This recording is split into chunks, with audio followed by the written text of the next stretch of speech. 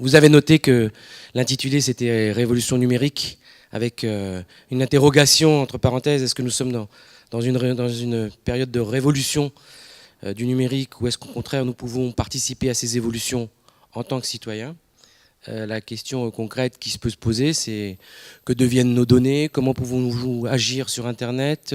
Est-ce que, comme le débat de ce soir autour de l'affaire Snowden, nos libertés sont impactées, ou au contraire nous pouvons agir sur la société d'aujourd'hui et de demain? Donc on m'a posé la question de la liberté ou pas d'être diffusé sur Internet nos conférences. Et bien sûr, c'est le droit de tout à chacun d'accepter ou de refuser. Donc c'était ça que j'ai été réglé, mais en même temps c'est une sorte d'introduction à ces 3 jours que Arsenic souhaite vous proposer pour contribuer au débat un peu de la société autour du numérique, mais aussi de ses usages numériques, puisque c'est notre cœur de métier, ce que nous appelons la médiation numérique. C'est comment nous, en tant que accompagnateurs de public, apporteurs de solutions auprès de collectivités, on peut permettre de contribuer aux évolutions plutôt que de les subir. En ce moment, bon, il y a beaucoup d'interrogations sur le droit à l'oubli numérique. Vous l'avez vu avec la sommation de la Commission européenne auprès de Google de pouvoir avoir accès à ces données. Donc, c'était un questionnement actuel important. Ce matin ou hier, il y avait une conférence ici qui parlait est-ce que le marché va l'emporter sur le numérique? Bon.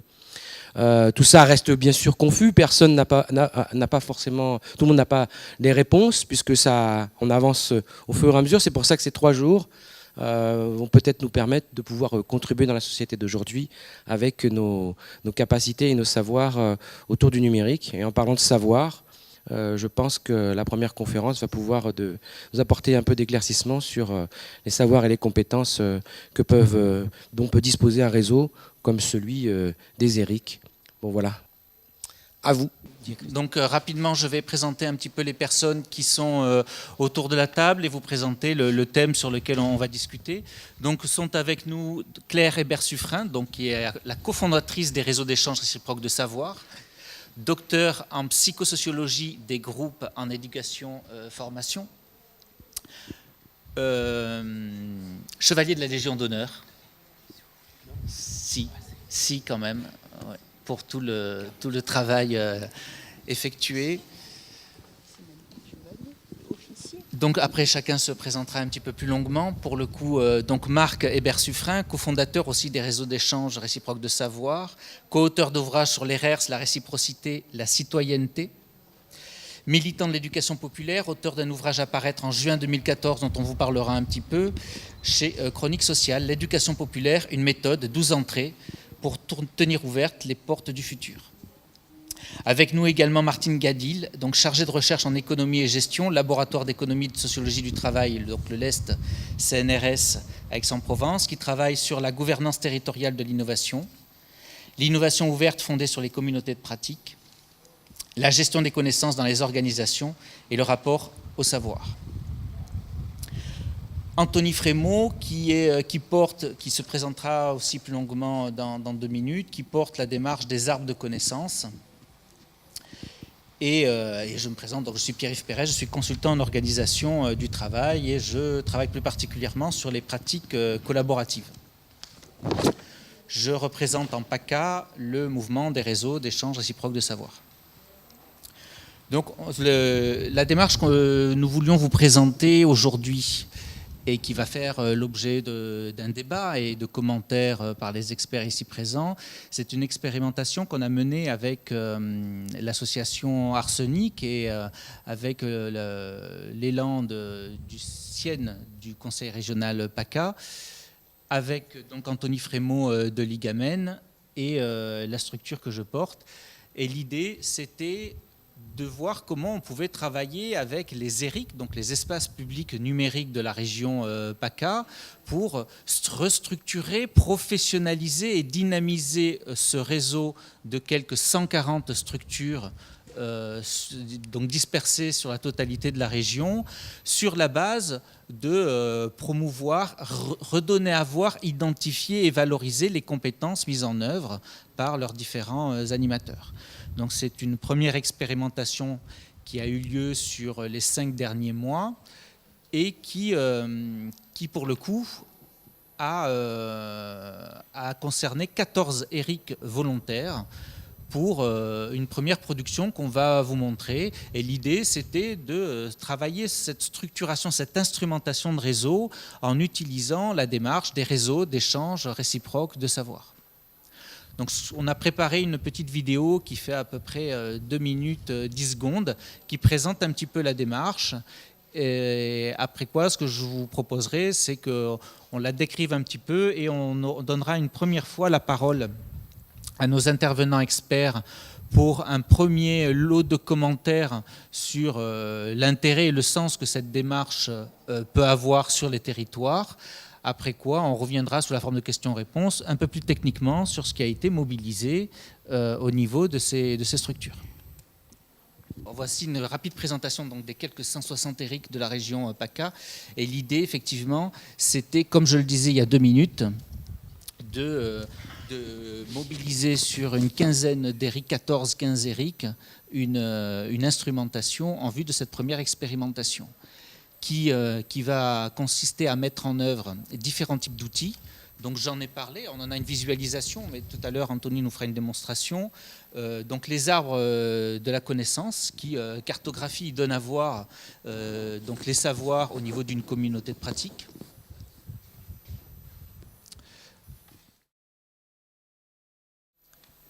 Donc il nous expliquera un petit peu comment ça se structure. La démarche des réseaux d'échange réciproque de savoir, donc et leur méthodologie d'intervention. Et pour cette expérimentation qui s'est déroulée sur tout le territoire PACA et qui concernait des structures réparties, parfois très isolées sur ce territoire.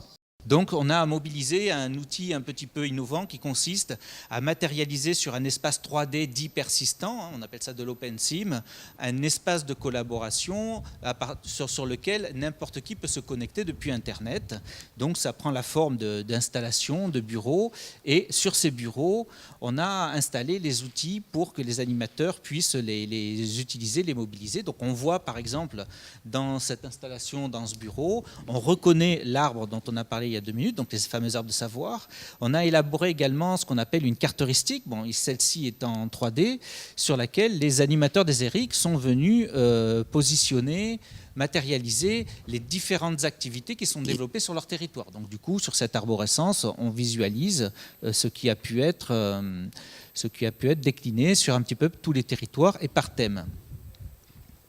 Donc à côté de cet outil qui était installé donc sur cet espace 3D, on a fait un travail sur la matérialisation des compétences sous la forme de cubes, mais pour le coup ici répartis par soit des domaines d'activité, des domaines d'action ou des types de résultats, et les couleurs correspondent aux personnes. Donc chaque animateur au niveau des structures peut visualiser ses savoirs parmi les savoirs de ses camarades.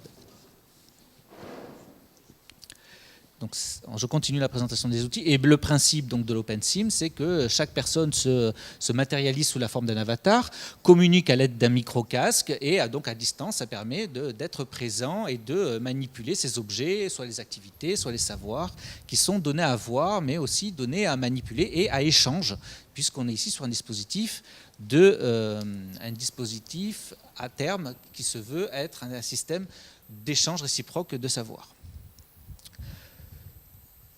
Donc on voit le lien, la complémentarité entre les arbres. Ici on voit un arbre des savoirs correspondant à une structure et son pendant au niveau d'une animation 3D et le système de codage. Voilà. Et là ici on voit la visualisation des compétences de tous les animateurs, de toutes les structures, enfin au moins des 14 sur la région, mobilisées sur la région PACA. Et on a tout particulièrement travaillé sur la façon dont les compétences s'agrègent en amas, c'est-à-dire comment on peut identifier des cultures de savoir, de compétences par structure et sur un territoire, et comment au contraire on peut identifier des connaissances, des savoirs relativement isolés et s'interroger sur leur éventuelle fragilité. C'est-à-dire si une personne a un savoir unique dans une structure, le fait qu'elle tombe malade ou qu'elle quitte la structure peut handicaper la structure au niveau de ce type de connaissances. Sur ce type d'outils, il suffit de cliquer bien sûr sur les objets pour avoir les informations sur qui porte le savoir et qu'est-ce qu'il donne exactement à échanger.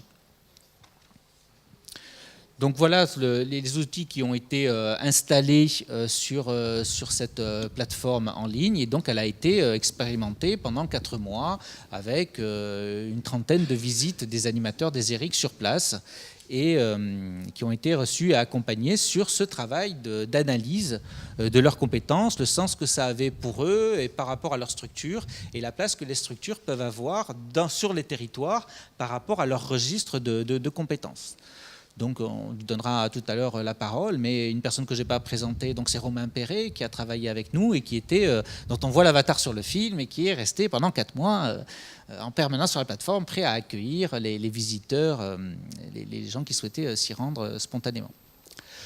Donc voilà très rapidement l'expérimentation qui a été menée pendant 4 mois, donc sur ces 14 ERIC. On a compté à peu près une 60aine de participants et à peu près 500 savoirs référencés et enregistrés dans les différents outils qui vous ont présentés.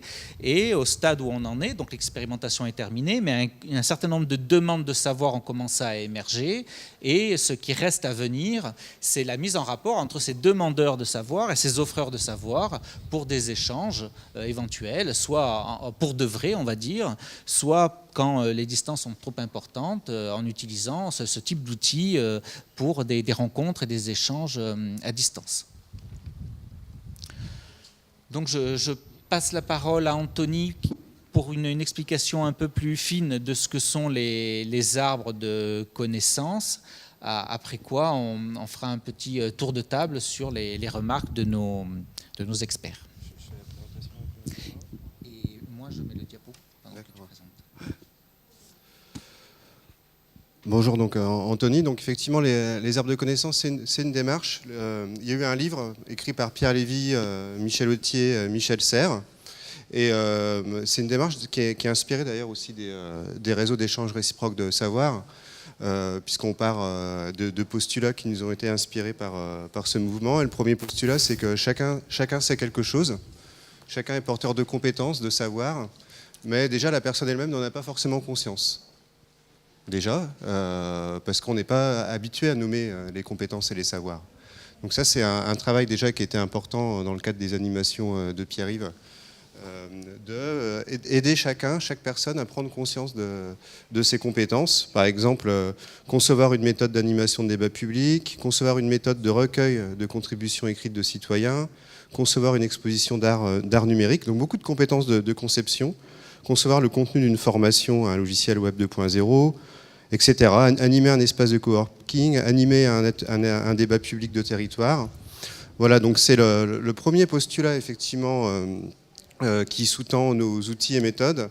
C'est le fait de déjà aider chacun à nommer clairement et distinctement ses richesses, ses compétences et ses savoirs. Comment ça se passe ? En fait, ça se passe dans le cadre d'ateliers d'écriture, où chacun est amené à se connecter, donc à atelier d'écriture, mais à l'aide d'ordinateurs connectés à Internet, où chacun peut composer une page web, comme dans les réseaux sociaux, de présentation. Mais dans cette page web, chacun peut lister les compétences et les savoirs au sujet desquels la personne accepte d'être sollicitée par les autres, soit pour des échanges de savoir, soit pour des projets communs. Donc c'est une liste commune de compétences. Chacun peut aussi contribuer, proposer l'ajout de nouvelles compétences à la liste. Par exemple, faire la cuisine pour un grand groupe, c'est une compétence qui n'est pas encore présente dans la liste, pourtant elle pourrait être très, très intéressante. Donc chacun compose son profil de compétences, et ensuite pour chaque compétence peut déposer un commentaire ou un lien vers un document, ressource que la personne aurait produit sur, par exemple, comment j'ai fait pour animer un débat public, ou quelle est ma méthode de recueil de contributions citoyennes, ou comment effectivement je sais assurer la maintenance d'un parc informatique, mais non seulement je sais faire la maintenance, mais j'ai aussi une autre compétence qui est concevoir aussi un réseau de machines, un parc informatique. Alors, à partir de là, l'arbre pousse. En fait, ça c'est aussi un des points communs qu'on a avec la pratique des réseaux d'échange réciproque de savoir, c'est la construction collective en utilisant les nouvelles technologies. Chacun apporte sa contribution à l'arbre. Là, pour l'instant, il n'y a qu'une personne. Chaque petite brique, c'est une compétence. Là, il y a une deuxième personne qui vient de rentrer sa contribution, c'est-à-dire sa liste de compétences. Dans le tronc, on voit ce que partagent ces deux personnes. Et les branches représentent les différences de l'une par rapport à l'autre. Voilà, l'arbre continue à pousser, c'est dynamique. Le tronc représente les compétences les plus partagées et les branches les différences. Voilà, l'arbre continue à pousser. En fait, il rend visible les liens que les personnes tissent entre les compétences. D'ailleurs, on se rend compte que parmi les activités de médiation numérique, il y a des liens nouveaux justement entre compétences de métiers différents. C'est ce qui fait vraiment aussi la valorisation et la reconnaissance de ces nouveaux métiers de la médiation numérique. Voilà donc, l'arbre pousse. Et surtout, ce qui est important, c'est que chacun ensuite peut visualiser voilà, sa position, son apport au collectif. Donc la petite trace jaune là, ça représente mon profil, ma position dans la communauté. Donc je vois dans le tronc en jaune ce que je partage le plus avec les autres. Et la petite branche représente mes différences. Donc on parle beaucoup de reconnaissance par différenciation, dans le sens où chacun en fait a un profil de compétences différent. On reconnaît la singularité en fait du profil de chacun. Et quand je clique sur mon nom aussi, je vois automatiquement de qui je suis le plus proche. Et autre possibilité, c'est que non seulement on a amené chacun a pu produire des pages web d'offres de compétences, les compétences au sujet desquelles je souhaite être sollicité pour des échanges de savoir, pour aider les autres, pour la professionnalisation. Mais on peut aussi créer des pages web de demande. Là, par exemple, là, c'est une demande sur un projet de production de ressources d'apprentissage sur comment mettre en place une télé participative. Il y a aussi des pages web où on a listé les compétences qui sont requises, qui sont demandées pour pouvoir mettre en place ce projet. Et ensuite, l'intérêt, une fois qu'on a... Donc là, on fait pousser aussi un arbre des demandes, donc des besoins en compétences, qui permet aussi d'avoir une visualisation de l'écosystème des besoins en compétences, exprimés par la communauté.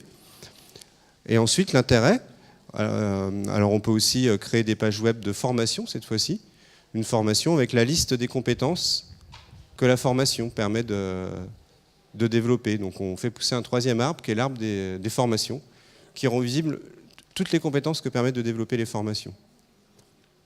Et ensuite, un scénario d'usage possible, c'est que là, qu'est-ce que je viens de faire? Je viens de sélectionner un projet, donc des besoins, que je projette dans l'arbre de la communauté, des offres de compétences, et je peux voir quelles sont les personnes qui, ensemble, les personnes ou les structures couvrent ces besoins.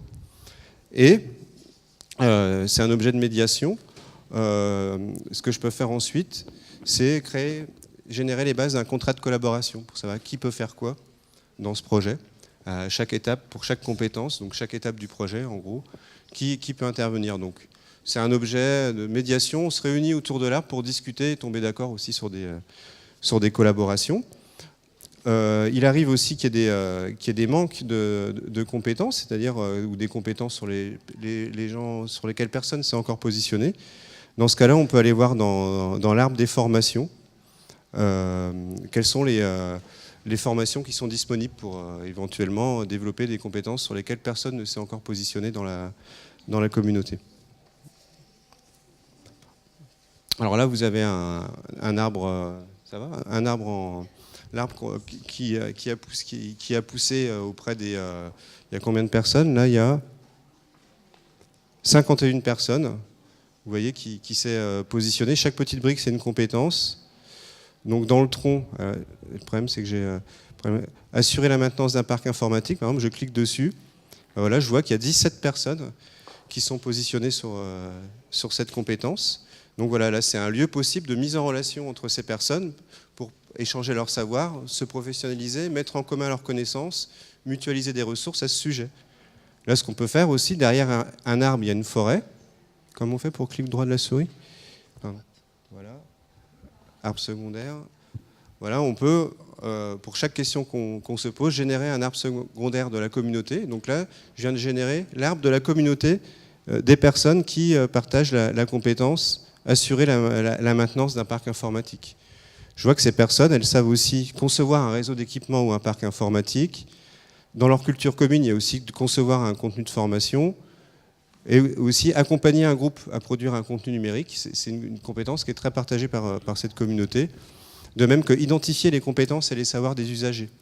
Donc vous voyez déjà tout de suite, on voit apparaître des liens entre des compétences techniques et des compétences sociales, ce qui est dans d'autres domaines très innovant et qui est peut-être certainement caractéristique des nouvelles activités de demain. Animer un réseau d'échange de savoir. Il y a 2 personnes aussi qui sont positionnées sur cette compétence. Voilà, donc l'arbre, en fait, il rend visible la multiplicité des compétences portées par la communauté. Et comme je vous le disais tout à l'heure, ce qui est très important, c'est la reconnaissance. Donc là, déjà, on peut voir se dessiner des moyens de reconnaître aussi ces nouvelles activités, ces nouveaux métiers. Vous avez aussi des compétences de repérage, par exemple ici, de rédiger un dossier de financement, c'est un type de compétences, coordonner un réseau de partenaires, coordonner une équipe de médiateurs numériques. Vous avez aussi repérer un acteur connaissance, repérer un acteur connaisseur de l'histoire du territoire. Il y a pas mal d'Éric qui sont positionnés là-dessus, de la même façon qu'ils sont positionnés sur... Vous voyez, il y a 8 personnes qui sont positionnées là-dessus, et il y a aussi repérer un habitant ou un acteur connaisseur de la flore du territoire. Voilà, donc à partir de là, vous pouvez imaginer tout un tas de mises en relation qui sont possibles. Et je voulais finir par là. Vous voyez, ça c'est la position d'une personne en jaune dans l'arbre. La personne voit ce qu'elle partage dans le tronc avec les autres et dans les branches, ses singularités. La petite feuille, là, par exemple, cette personne, c'est une des rares qui s'est positionnée sur la thématique travail à distance ou qui s'est positionnée sur assurer le bilan et l'évaluation administrative d'un programme européen. C'est une spécificité de cette personne. Ça, c'est encore le profil d'une autre personne. Voilà, pour vous montrer que chacun, vous voyez, la multiplicité, chacun a un profil différent. Vous voyez en jaune. Donc il y a des réalités très différentes derrière les activités de médiation numérique. Et dans l'arbre, on verra dans le tronc ce qui représente vraiment la culture commune. Et dans les branches, les différences, les singularités. Oui, donc moi je vais vous parler, il n'y aura pas de technique du tout, enfin, à part celle-là, des réseaux d'échange réciproque de savoir. Pour vous en situer un petit peu rapidement les principes, et les principes culturels, pédagogiques, éthiques, d'une part, et d'autre part, pour vous montrer qu'est-ce que ça représente comme ingénierie de formation. Je vais quand même en préalable dire 2-3 petites choses. Il faut que je surveille. J'ai 10 minutes, c'est ça? Oui, 12. Peut-être ce qu'a dit Anthony suffit pour comprendre la dynamique, ou est-ce que je vous donne un exemple qui donne à voir concrètement comment fonctionne un réseau d'échange réciproque de savoir? Oui? Je vous donne un exemple. Alors, le postulat, je vais le compléter quand même. Le postulat d'Anthony, mais il l'a redit après, le postulat qui nous fonde, c'est au fond tout un chacun, c'est-à-dire chacun, et ça vaut pour tous, tout un chacun est porteur de savoir beaucoup plus qu'il ne le croit, et beaucoup plus que la société ne le sait. Et il est porteur d'ignorance, beaucoup plus qu'il ne le sait et beaucoup plus que la société ne le croit. Si on est d'accord avec ce postulat, si on n'est pas d'accord, bref, on a fini. Il y a des gens qui pensent qu'ils savent tout, hein, ils sont un peu dangereux. Il y a des gens qui croient qu'ils ne savent rien, c'est terrible. Alors si on est d'accord avec ce postulat, la proposition que nous faisons, c'est que chacun se constitue offreur et demandeur de savoir. C'est-à-dire, j'offre mon savoir, c'est-à-dire que je crois que l'autre et que tout autre est capable tout autant que moi d'apprendre ce que j'ai été capable d'apprendre, et je vais faire tout ce que je vais pouvoir pour l'accompagner dans cet apprentissage. C'est ça l'offre. Et demandeur, c'est je me fais curieux, chercheur de savoir dont j'ai besoin ou que j'ai envie d'acquérir. moyennant quoi, concrètement, c'est le troisième pôle de la proposition, chacun devient, se constitue, pratique, essaie, tente, améliore, réajuste, d'être transmetteur, enseignant, accompagnateur au niveau de ce qu'il sait et apprenant au niveau de ce qu'il ne sait pas. Une petite question quand même. À votre avis, quel est le mot, un mot, le mot le plus, moi que je considère le plus innovant et subversif à la fois de cette trilogie, à votre avis? Vous avez la parole. Quel est le mot qui vous semble le plus étonnant, subversif, innovant dans ce que je viens de dire? Tout un chacun savant et ignorant, tout un chacun offreur et demandeur, tout un chacun enseignant et apprenant. Allez-y, c'est pas dangereux, hein? Oui.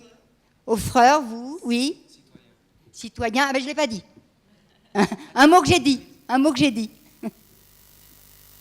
Allez. Apprenant, non. Enfin, oui. Mais en fait, vous avez tous raison, hein. Mais c'est un autre mot que je voudrais pointer. Allez. Ouais. Ouais, oui. Oh, je voudrais que quelqu'un le trouve. Non? C'est le « et ». C'est le « et ». C'est pas un piège, non. C'est le « et ». Parce qu'on a quand même très souvent tendance à regarder quelqu'un comme porteur de savoir et à oublier que lui aussi est un ignorant. On a quelquefois tendance, y compris dans les domaines où on est un peu fragile, à se croire complètement ignorant, alors même que si on sait que ce savoir existe, c'est qu'on en sait quelque chose. Donc c'est le « et » qui est le mot le plus important. Alors concrètement, ça donne quoi ? Moi, j'ai vu expérimenter ces réseaux à l'école, dans des classes. Dans une classe, j'étais enseignante pendant quelques années. Alors, c'était des primaires. Hein. J'offre le passé composé, je demande la division à 2 chiffres, j'offre la préparation d'un exposé, et je voudrais apprendre la dactylo, et je vais l'apprendre sur le temps scolaire avec les secrétaires de la mairie, sur le temps professionnel des secrétaires de la mairie. C'est vrai, ça a existé, c'était il y a 43 ans. C'est quand même impressionnant. Ou alors on le voit dans un quartier, nous on est dans un réseau à Évry où il y a 700-800 personnes de tous les âges qui participent. Et donc voilà, je demande à apprendre des notions d'économie parce que mon boulot m'oblige à acquérir des notions d'économie.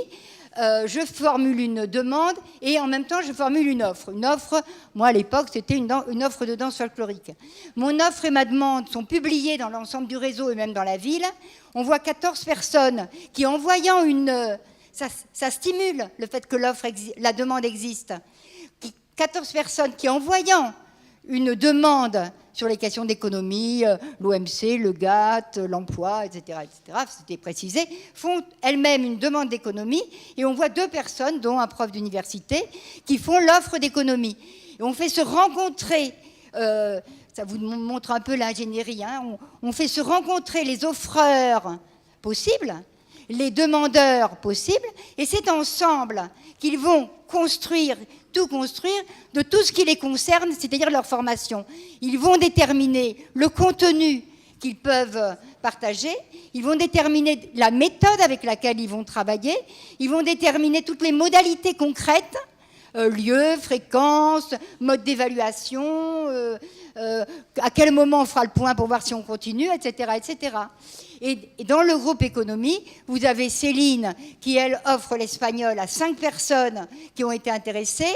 Dans ces 5 personnes, vous avez Marie-Thérèse qui apprend à lire à un jeune Africain de 19 ans, qui, lui, offre la fabrication d'instruments de musique africains avec des objets de récupération à un groupe de jeunes, d'enfants et d'adultes, dans lequel vous avez 2 enfants qui offrent les patins à roulettes à un ingénieur et à une éducatrice, etc., etc. Voilà. Le système. Et le système commence à se développer pas mal aussi au niveau des savoirs professionnels. Une expérience depuis 7 ans maintenant à la Poste, qui concerne actuellement 1800 cadres de la Poste. Une expérience qui se développe dans le Blésois. Le Blésois, je vous dis ce que ça veut dire, parce que moi je ne le savais pas à l'époque, c'est le territoire autour de Blois. dans un centre intercommunal d'action sociale, donc des réseaux d'échange réciproques de savoir entre les professionnels du CIAS, mais cette fois-ci, ce n'est pas sur la fabrication d'instruments de musique africains, c'est sur leur savoir professionnel, sur les savoirs dont ils ont besoin ou qu'ils ont construits professionnellement. Voilà, c'était un petit préalable nécessaire, je pense, pour en dire un peu plus. Toujours un tout petit préalable, on parle de reconnaissance et de valorisation. Prenez le mot valorisation comme issu du verbe latin valere. Valere qui veut dire, on parle beaucoup de valeurs et on voit d'abord les questions d'éthique, bien sûr, mais c'est aussi, valere, ça veut dire être fort. Et donc, c'est la reconnaissance de ce en quoi chacun de nous est fort, non pas plus fort que les autres, mais est fort en savoir, est fort en énergie, est fort en capacité d'apprendre, les savoirs étant toujours le résultat d'un apprentissage. Dès lors qu'on reconnaît les savoirs des autres, on reconnaît une multitude de chemins d'apprentissage qui ont fonctionné avec des hauts et des bas. On reconnaît une multitude de rencontres, parce qu'on n'apprend pas sans la rencontre. On reconnaît une multitude de courage, etc., etc. Donc quelque chose en termes de reconnaissance qui, au fond, dit la reconnaissance que nous voulons partager et faire réciproque. On va se reconnaître réciproquement, c'est-à-dire reconnaissance en termes d'admiration, d'intérêt pour ce qu'est l'autre, reconnaissance en termes de gratitude, je remercie ceux qui m'ont appris quelque chose, reconnaissance en termes d'identification, eh bien oui, on est bien dans la même histoire pour la faire ensemble, et reconnaissance en termes de quelqu'un qui est reconnu, c'est quelqu'un qui est renommé. Et en termes de renommée, au lieu de nommer les gens par leurs difficultés, par leur handicap, par ce qui ne va pas, par ce qui nous permet de les mettre dans des cases administratives, on va les renommer par ce dont ils sont porteurs et qu'ils peuvent apporter comme contribution positive au bien commun. Et donc, l'autre petit préalable que je voulais faire, c'est nous sommes... Je pense que si vous êtes ici, vous partagez cette idée que les savoirs sont des biens communs. Ce que je sais, bien sûr, c'est ce que j'ai appris et que je me suis approprié et que j'ai construit en moi, mais je l'ai reçu, j'en ai reçu de l'énergie, j'en ai reçu des dimensions, j'en ai reçu des parties des autres, de tous ceux qui avant moi ont travaillé et ont construit du savoir. Donc, je suis un peu, comme disait une de nos amies, un peu comme locataire seulement de mes savoirs. Les savoirs sont des biens communs, ça c'est le principe, mais la réalité, c'est pas celle-là. Et pour moi, les réseaux d'échange réciproques de savoir, ou des choses comme celles que vous faites, les arbres de connaissances, c'est une façon de passer du principe à la réalité. Le principe, les savoirs sont des biens communs. La réalité, c'est pas comme ça. Il y a plein de gens qui croient qu'ils n'ont pas droit à la philosophie, qu'ils n'ont pas droit à la sociologie, qu'ils n'ont pas droit à comprendre la génétique, qu'ils n'ont pas droit à des savoirs sur l'écologie, etc., etc. Et donc, concrètement, en les mutualisant, en les mettant ensemble, on en fait réellement des biens communs. Et comment on en fait des biens communs ? Encore un peu. Comment on en fait des biens communs ? À partir d'une démarche de réciprocité. Donc vous l'avez compris maintenant avec mon chahut sur le « et » tout à l'heure. La réciprocité, c'est chacun va offrir à d'autres ce qu'il sait, donc l'accompagner pour qu'il apprenne, et va demander à d'autres ce qu'il a besoin de savoir. Alors cette réciprocité, je voudrais vous montrer en quoi c'est une véritable, beaucoup plus qu'on ne le croit d'habitude, une véritable démarche d'apprentissage. Et je pense que vous l'avez tous vérifié dans vos vies. Alors, première dimension de la réciprocité, on est dans une réciprocité des dons. Ce n'est pas trop l'habitude dans les entreprises d'être dans une réciprocité des dons. Comme disent certains, l'entreprise, elle prend. Et elle ne remercie pas, des fois. Bah, quelquefois, peut-être, je ne sais pas. Là, on est dans une logique du don et du don réciproque. C'est-à-dire ce que j'ai eu la chance d'apprendre, je suis prête à donner de mon temps, de mon énergie, de mon accompagnement, de mes connaissances pour que l'autre apprenne. Et l'autre qui, lui, est en position de recevoir parce qu'il l'a demandé. Et donc, il va recevoir, on va même pouvoir dire, en citant Robert Solé, qu'il va même recevoir avec générosité, qu'il va recevoir parce que ce qu'on lui donne, ça a de la valeur, et qu'il va la prendre, et qui, à son tour, il ne va pas rendre. On n'est pas dans don, donner, recevoir contre don. On est dans je vais donner aussi parce que j'ai éprouvé que c'était important de donner et de recevoir, et qu'on apprend à donner en apprenant à recevoir, et qu'on apprend à recevoir en apprenant à donner. La deuxième dimension de cette réciprocité, c'est la parité qu'elle crée. Bien sûr qu'il y a une disparité cognitive en matière, je pense qu'en matière de réseau d'échange réciproque de savoir, bon, il y a une disparité un peu cognitive entre nous. Je pense savoir mieux l'histoire de ces réseaux que vous. Hein. Mais vous savez tellement d'autres choses mieux que moi. Donc, cette parité annoncée, instaurée par les postulats que nous annonçons, qui va un peu à l'encontre de la disparité sociale dont on sait de mieux en mieux à quel point les inégalités se creusent. Cette parité annoncée, cette parité qu'on veut instaurer, elle est importante d'un point de vue de la démocratie, mais elle est aussi importante du point de vue de l'apprentissage. Vous avez peut-être cette expérience d'avoir mieux appris, même dans les matières où vous étiez faible. Rappelez-vous l'école. Avec tel enseignant. Alors, on peut trouver des tas de raisons. Pédagogiquement, il était meilleur. Non.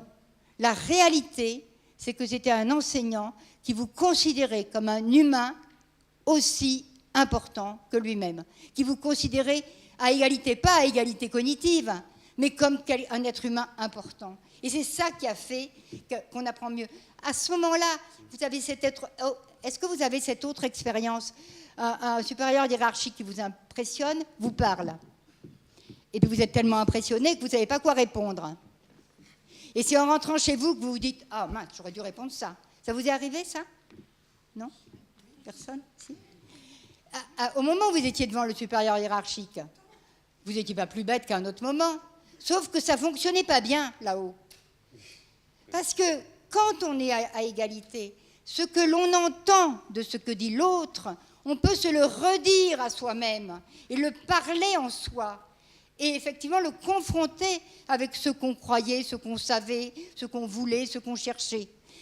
La troisième dimension, et je ne vais en dire que 4 sur les 6 parce que je ne veux pas vous lasser, la troisième dimension de la réciprocité, c'est qu'elle est pédagogiquement, cognitivement efficace. Est-ce que vous avez l'expérience, si vous êtes parent, d'avoir redécouvert et même réappris et même appris en aidant vos enfants à l'école?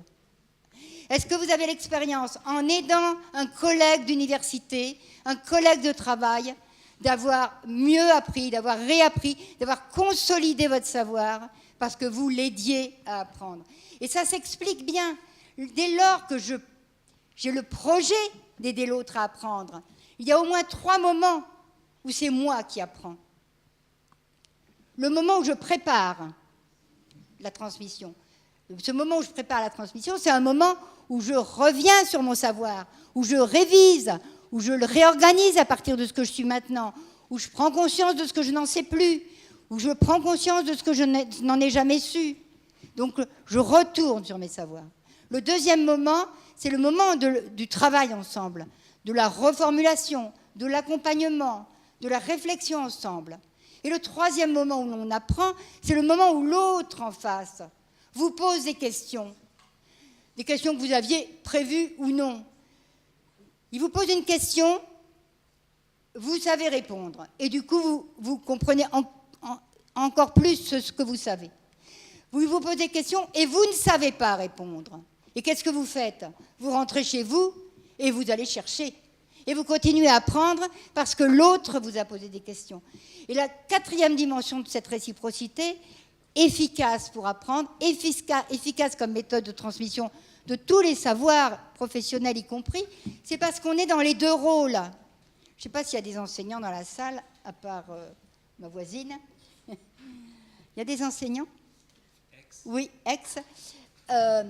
Moi, je pense qu'il faudrait que tout le temps, tous les enseignants soient apprenants, suivent des cours, des cours ou des cycles de formation, soit dans les deux rôles. Et je pense, et je l'ai vu, que tous les élèves, tous les étudiants devraient être à un moment ceux qui transmettent.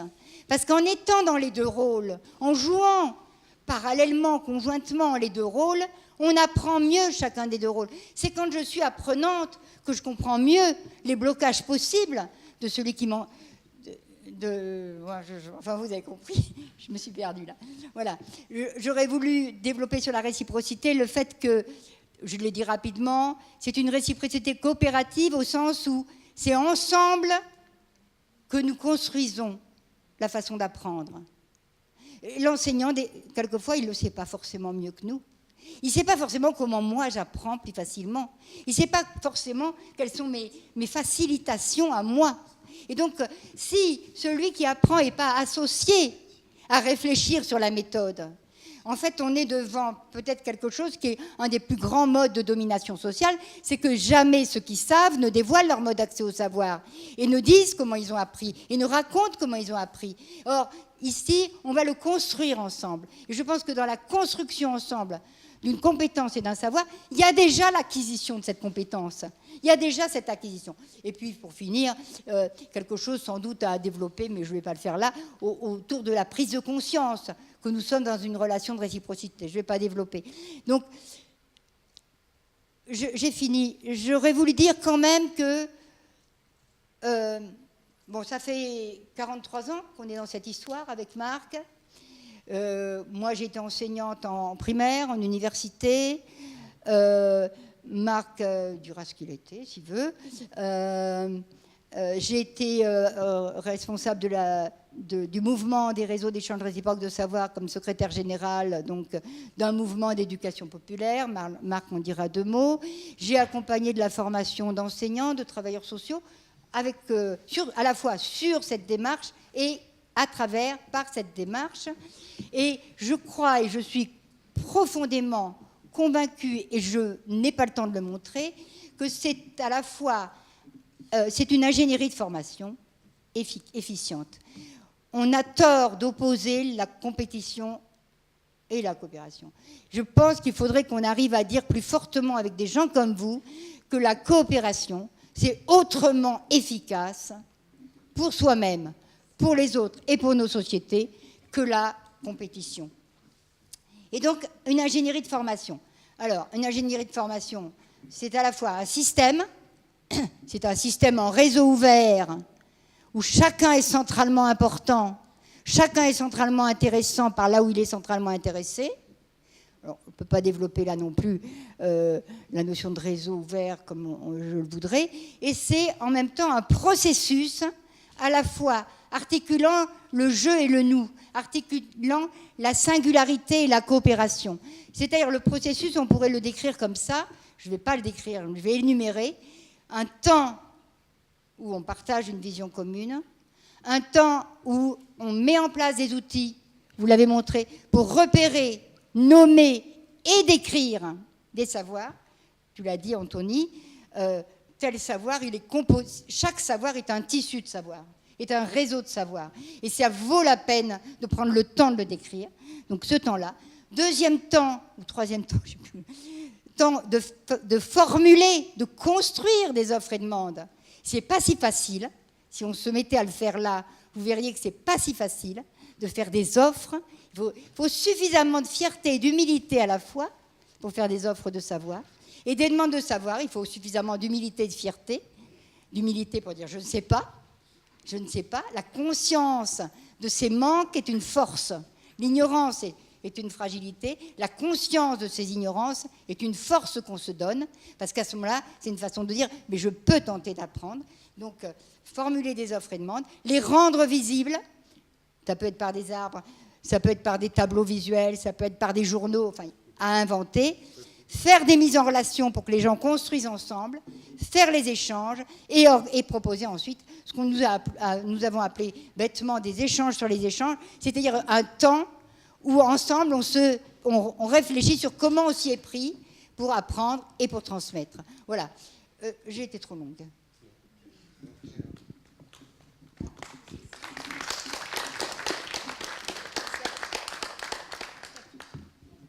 On reviendra un petit peu sur effectivement comment on avait compris cette démarche et comment on a tenté de la mettre en œuvre, parce que là on a parlé des réseaux de savoir et notre pari c'était de le mettre en œuvre effectivement, comme tu le disais au début Claire, avec des professionnels et de voir comment ils pouvaient se saisir de cette démarche de l'éducation populaire pour refaire de la collaboration un petit peu autrement et retisser du savoir un petit peu différemment. Effectivement, c'était un petit peu l'idée. Justement, Marc, peut-être sur l'éducation populaire.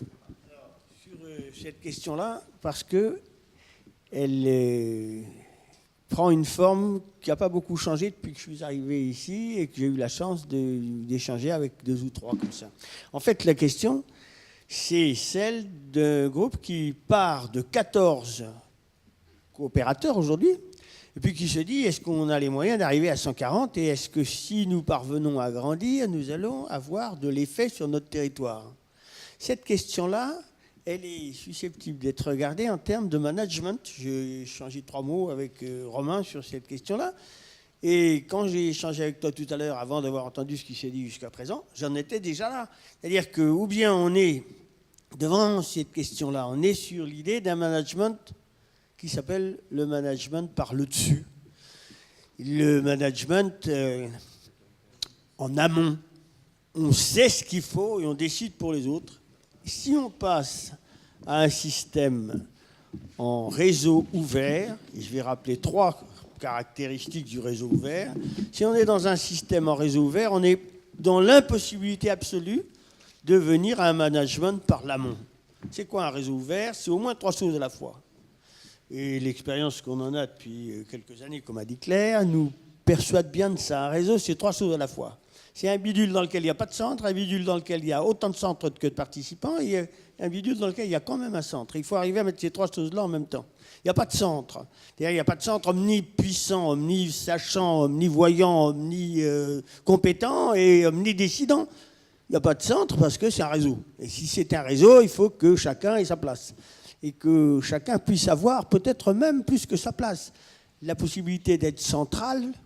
Alors, je reprends la formule de Claire tout à l'heure, la possibilité d'être central, là où il est centralement passionné, là où il est centralement compétent, là où il est centralement apte à faire des offres de savoir. Donc c'est un bidule sans centre, avec un centre, parce que chacun de ceux qui sont là sont susceptibles d'être le centre sur un point. Et puis il faut bien quand même qu'il y ait un petit endroit pour organiser tout ça, donc il faut bien un petit centre quand même, il faut bien 2-3 personnes pour faire quelque chose. Donc il faut arriver à concilier ces 3 choses-là. Si vous conciliez ces 3 choses-là, vous avez l'impossibilité absolue d'avoir un management en amont. Vous ne pouvez pas prétendre que quelqu'un va savoir, comme on l'a beaucoup trop prétendu, comme on le prétend encore beaucoup trop probablement, même dans la production la plus classique. Quand on prétend tout savoir, il y a au moins une chose qu'on est obligé d'oublier, c'est que les humains sont plus compliqués que ce qu'on croit. On est jour devant quelqu'un à propos duquel il va manquer une compétence. On ne peut pas décrire la compétence relationnelle, on ne peut pas décrire à la perfection la compétence affectueuse, on ne peut pas décrire à la perfection la compétence symbolique, on ne peut pas décrire totalement la compétence comportementale, c'est pas vrai. On peut essayer, mais on n'y arrive pas. Et quand on n'y arrive pas, on fait soit quelque chose qu'on a toujours appelé à tort du taylorisme, alors que c'est un totalitarisme parfait. Le taylorisme, c'était... On ne le dit jamais assez, bon ça je vais le dire, mais on peut passer à autre chose, c'est-à-dire à du management qui dit, et c'est là que ça rejoint l'éducation populaire, qui dit nous sommes tous tout le temps dans l'obligation d'apprendre. Tous. Alors ça vaut individuellement, mais ça vaut probablement pour les collectifs. Et un collectif qui se dit qu'à mesure qu'il va avancer, il doit apprendre, il y a quelques chances pour que ce collectif soit beaucoup plus adaptatif, beaucoup plus à même de précisément prendre en compte les complexités ou la diversité du réel ou ce qui est inattendu. Donc, il faut aller fouiller, je pense, autour de cette opposition entre la possibilité de manager en sachant et en imposant, ou la possibilité d'apprendre toutes les étapes de ce qu'on veut construire ensemble. Si on veut faire le choix du second, il faut probablement aller effectivement fouiller dans la tradition de l'éducation populaire, qui est une éducation paritaire, une éducation par la pratique, une éducation par l'engagement, une éducation ou une instruction par toutes ces dimensions-là à la fois, où on se tient obligé à l'égard d'autrui, on se tient obligé à l'égard du collectif dans lequel on tente de coopérer. Voilà. Je pourrais décliner à propos de la notion de réseau, je pourrais très probablement décliner au moins sur un point tout petit peu plus, c'est sur la notion de don. Pourquoi le don? Et ça, c'est vraiment pas quelque chose qu'on a principalement travaillé. Nous, ça vient vraiment des travaux de Norbert Alter. Je ne sais pas si vous avez eu l'occasion de fouiller un peu Norbert Alter, mais ça vaut le coup. Et Alter, il regarde le fonctionnement habituel des entreprises et de dire, si on laisse la place au don de chacun, si on laisse la place à la possibilité par chacun de rentrer dans ce système qui consiste à dire, mais je donne de moi, et mon voisin va recevoir une partie. Et il va, lui, à son tour, donner aussi. Les entreprises ne fonctionnent absolument pas de la même façon. Et quand on est sur cette idée, donc je reprends les deux idées que j'ai retenues principalement, c'est on est 14, on veut être 140. Et on est, à travers du numérique, on veut faire de la cohésion ou de la cohérence ou de la vitalité sur un territoire, un grand territoire, un territoire régional. Si j'ai cette idée-là à l'esprit, il est certain qu'il faut que chacun puisse, sur le champ qui est immédiatement le vôtre, celui du numérique, il faut que chacun puisse être dans la possibilité de donner à son tour, la possibilité de dire, mais sur ce point-là, c'est moi qui ai quelque chose à vous dire, c'est moi qui ai quelque chose à proposer d'intéressant, c'est moi qui ai une initiative qui probablement peut enrichir tout le collectif. Voilà. Et la jonction entre l'éducation populaire dans ce sens-là et la construction que vous avez en cours me semble parfaitement limpide, au moins à mes yeux. Merci. Merci. Une remarque, une question dans la salle? Autant je suis assez convaincue de ce que vous dites, mais je me dis que dans ce que nous vivons au quotidien, nous en sommes très très éloignés, que ce soit dans l'apprentissage scolaire ou bien dans les entreprises. Donc, je ne sais pas comment articuler les deux, c'est-à-dire ce que on nous a appris, ce qu'on peut reconnaître dans chaque posture, on va dire, et ce qui serait bien, ce qu'on aurait tous envie de faire, c'est-à-dire d'être sur le même plan d'égalité, sur l'envie de faire ou de connaître des choses. Et il me semble qu'on ne nous y prépare pas. Est-ce qu'il y a des moyens, est-ce qu'il y a des techniques, est-ce qu'il y a des choses des leviers qu'on pourrait évoquer? Je suis d'accord avec vous, on en est très loin, et c'est justement parce qu'on en est très loin qu'on n'est pas trop content de comme ça marche, qu'il faut essayer d'autres choses. Voilà. Et quand je disais, c'était pas pour nous vanter, quand je disais ça fait 43 ans, il y a des centaines de milliers de personnes qui ont participé à ça, on a construit des outils pour démarrer un réseau, on a construit des outils pour l'animer, on a construit des outils pour aider au repérage des savoirs, il y a les outils que vous proposez. Voilà. Je pense que quand on est convaincu, comme vous semblez l'être, ou comme vous le dites là, qu'il faut faire autre chose, et bien après, effectivement, les outils, ils existent plus qu'on le croit, parce qu'en fait, je pense qu'à travers ce qu'on vous propose là, c'est de se dire, mais des outils, pas forcément les nôtres, mais des outils pour faire que les choses marchent, vous en avez tous déjà. Et si vous êtes dans ce type de projet, c'est que vous avez déjà des outils collaboratifs. Alors, c'est à partir des outils collaboratifs que chaque individu a inventé, a essayé, qu'il faut les partager, parce que chacun dans son coin, tout seul, on pète les plombs, quoi. On n'y arrive pas, parce que c'est trop, on est dans l'impuissance, on est écrasé par l'ampleur de la tâche. Alors que si on se met si on mutualise, alors mutualiser, ça veut dire on met en commun, on apprend ensemble, on fait des échanges réciproques de savoir, on appelle l'autre pour faire quand on ne sait pas, etc. Toutes les formes de mutualisation, c'est ça qui va nous donner envie d'essayer. Mais effectivement, c'est toutes les formes de mutualisation et de coopération. Or, elles existent. Et je pense que c'est ça que vous avez montré. Et donc, voilà. Moi, je suis étonnée toujours de voir quand on présente à des gens à des salles, la démarche des échanges réciproques de savoir. Ce qui tout d'un coup convainc et plaît bien aux gens, c'est cette démarche de réciprocité dans laquelle on nous reconnaît comme capables de donner quelque chose et de ne pas être seulement des consommateurs ou des vendeurs. Voilà. Mais il y a quelques outils, bien sûr. Sur la pédagogie Freinet, il y a des excellents témoignages aussi dans les livres écrits par Claire et Marc Hébert-Suffren. C'est une réalité.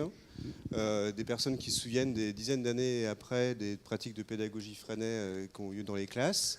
Et aussi, dernièrement, il y a une étude scientifique qui est sortie, là c'est la première, il y a 2 ans je crois, qui montre l'efficacité, la performance des outils de pédagogie coopérative et de pédagogie Freinet, de pédagogie active par exemple. Donc il y a aussi des résultats qui montrent aussi l'intérêt en termes, je dirais, économiques quasiment, quoi. Les personnes sont plus performantes quand elles apprennent plus, elles sont plus motivées. Il y a de meilleurs résultats avec ce type de dispositif. Moi, je veux bien enfoncer une porte ouverte de plus. En 81, on a la chance de publier le récit de ce qui s'était passé autour de la classe de Claire, puis d'un club de prévention dans la même commune à Orly, où moi j'étais éducateur. Et on a la chance d'avoir une préface que nous donne Edgar Morin. Et on va retrouver Edgar Morin 40 ans après. Pas tout à fait, parce que la préface est de 81 et on va le retrouver en 2011 pour fêter les 40 ans des réseaux. On revoit Edgar Morin qui nous reçoit un petit quart d'heure, un monsieur bien fatigué mais pétillant, et qui nous dit « Je ne changerai pas un mot à ma préface ». Et qu'est-ce qu'elle dit, ma préface? Elle dit « Soyez dans votre originalité, ne soyez pas dans le conformisme, vous avez un truc qui vous plaît, allez-y, allez au bout. Et puis vous allez un risque de périr, parce que les marginaux, quelquefois, on les met de côté. Et puis vous avez aussi une petite chance de porter des fruits. Puis c'est tout. C'est tout ce que vous avez devant vous. Vous avez le choix entre être marginalisé ou convaincre. Et ça, après 43 ans, c'est pas encore très bien. On a l'impression, en venant ici, par exemple, et que quand il s'agit de 140 personnes on se dit, tiens, on est quand même sur des choses qui prennent de l'ampleur et qui sont de la germination plus large que ce qu'on voyait il y a 43 ans. Mais on ne peut pas encore en dire beaucoup plus. Parce que je pense que ces 2 mondes qui deviennent totalement parallèles, l'un moribond et l'autre qui n'est pas encore né. Et quand vous dites ça, et la préface de Morin, en fait, moi je vois, je travaille dans une collectivité et je me dis... on est empêché de faire ce qui est proposé là. On est empêché par une idéologie dominante totalement présente et qui a maintenant, là, elle est écrasante. Enfin, elle a toutes les possibilités de se développer. Elle a inventé le marketing territorial, politique, machin, tout ça. Donc on est complètement dans un monde... Enfin, il existe un monde qui s'arrêtera bien un jour. Allez. Et puis il y a nous les marginaux là. Avec nos méthodes et surtout cette idée de développer sur la réciprocité, etc. Mais je pense, par rapport à ce que vous disiez tout à l'heure, que plus ça va, en tout cas, moi je pense que c'est vraiment 2 chemins parallèles. Et que... alors je vous écouterai là-dessus, mais je ne vois pas comment ils pourraient se rencontrer encore. Voilà. Donc, du coup, la bagarre, elle est plus sur comment on fait avec ce qu'on a, effectivement, pour développer avec ceux qui sont de ce côté-ci du monde nouveau à naître. C'est bien.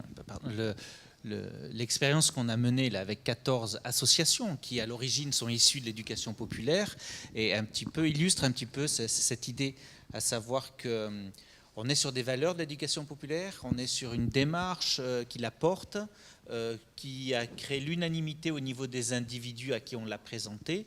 Néanmoins, quand il s'agit de la mettre en œuvre dans ces organisations, qui ne sont pas des entreprises du CAC 40, je veux dire de la World Company, on est vraiment sur le tissu associatif, on a vraiment l'impression quand même qu'il faut avoir une stratégie d'entrée, de communication, quelque part séduire, instrumenter, accompagner, parce que en définitive, si les individus, quelque part, sont enclins à rentrer dans ce type de démarche avec les valeurs qu'elles portent, les organisations, les systèmes de collaboration sont d'une autre trempe. Voilà. Et on a, je crois, beaucoup lutté contre ça, beaucoup nagé, beaucoup ramé.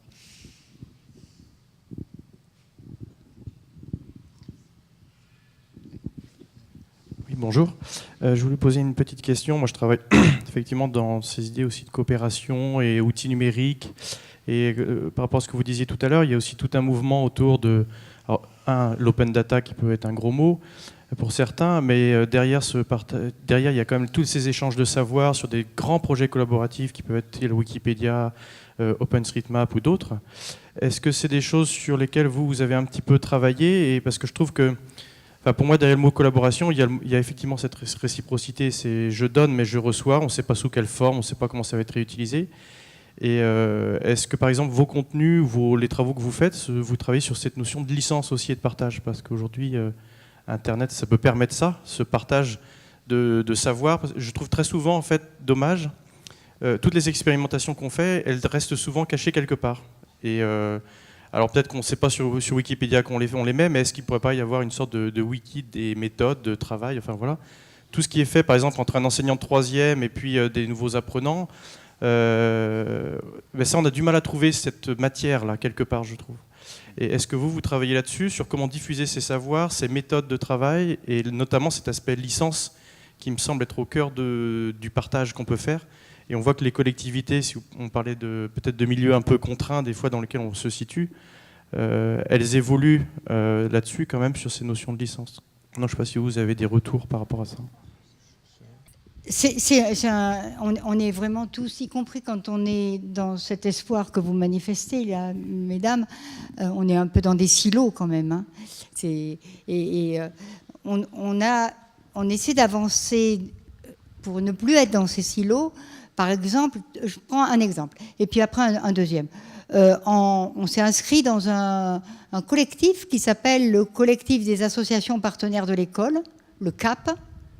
Ça se trouve sur Internet, CAPE, dans lequel il y a une vingtaine d'associations d'éducation populaire et de mouvements pédagogiques, avec l'idée à la fois de se soutenir mutuellement, d'être une force en termes de force de parole, force d'affirmation, et puis de mutualiser.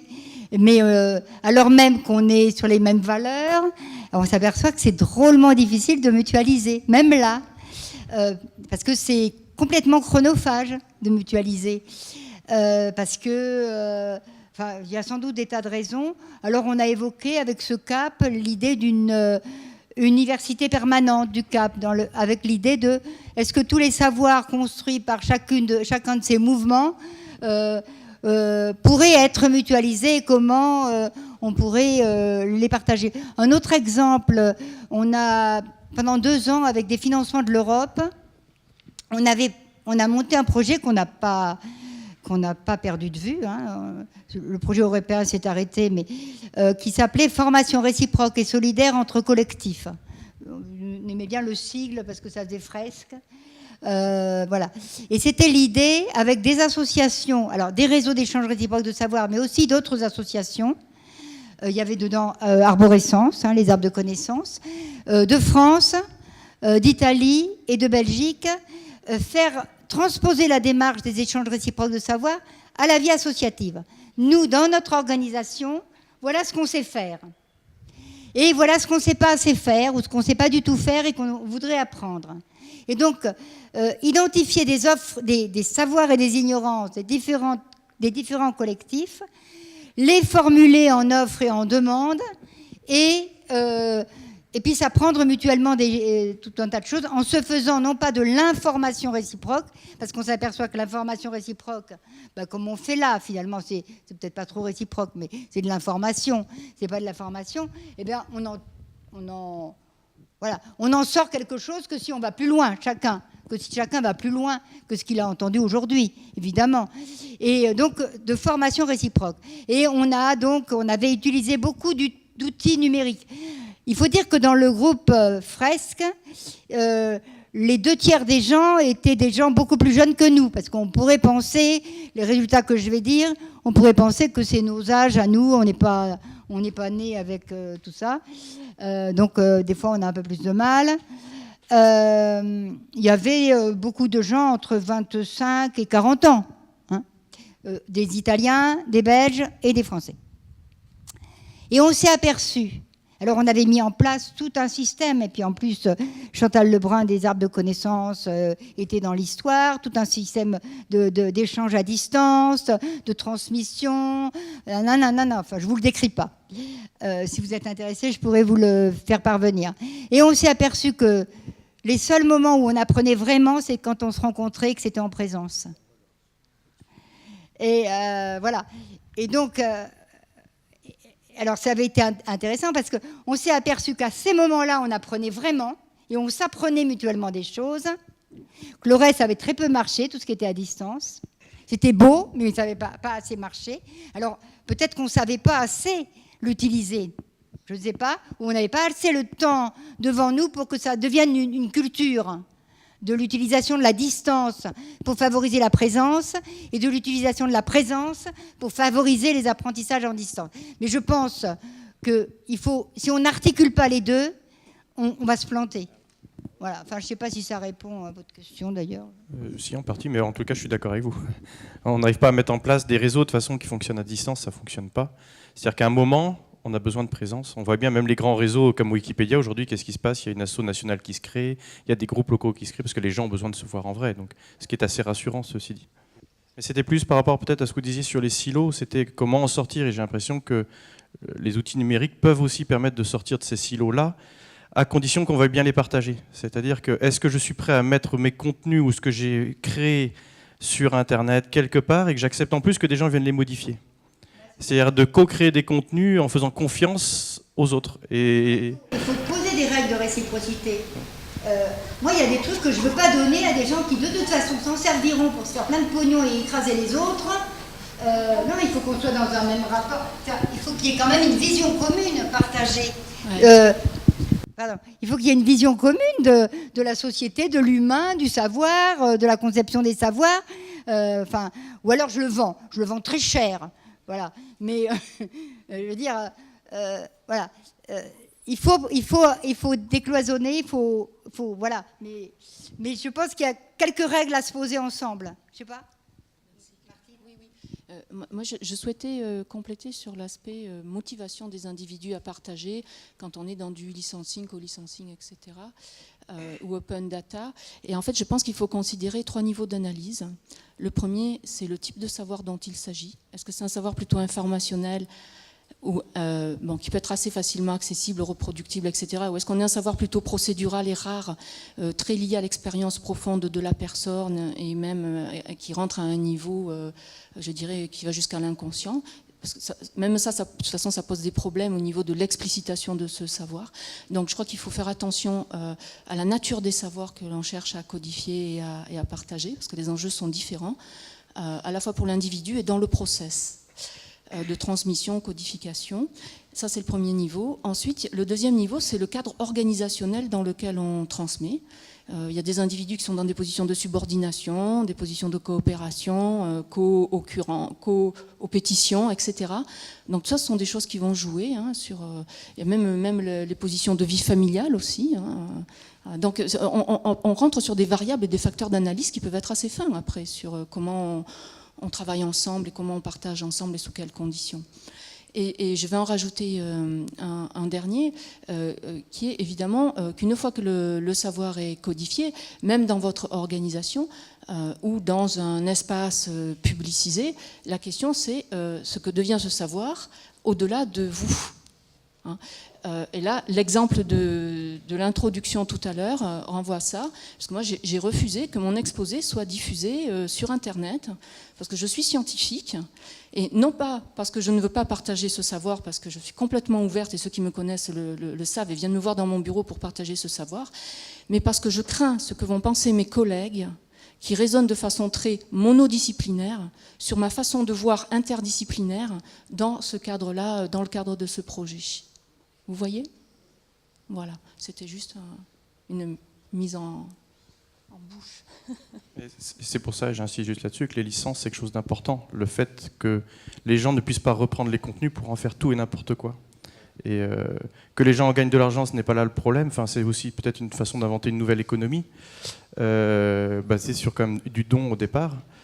Mais comme ils sont obligés de reprendre, suivant la licence qu'on choisit, la même licence et de le repartager à l'identique, ils ne peuvent pas faire le même argent.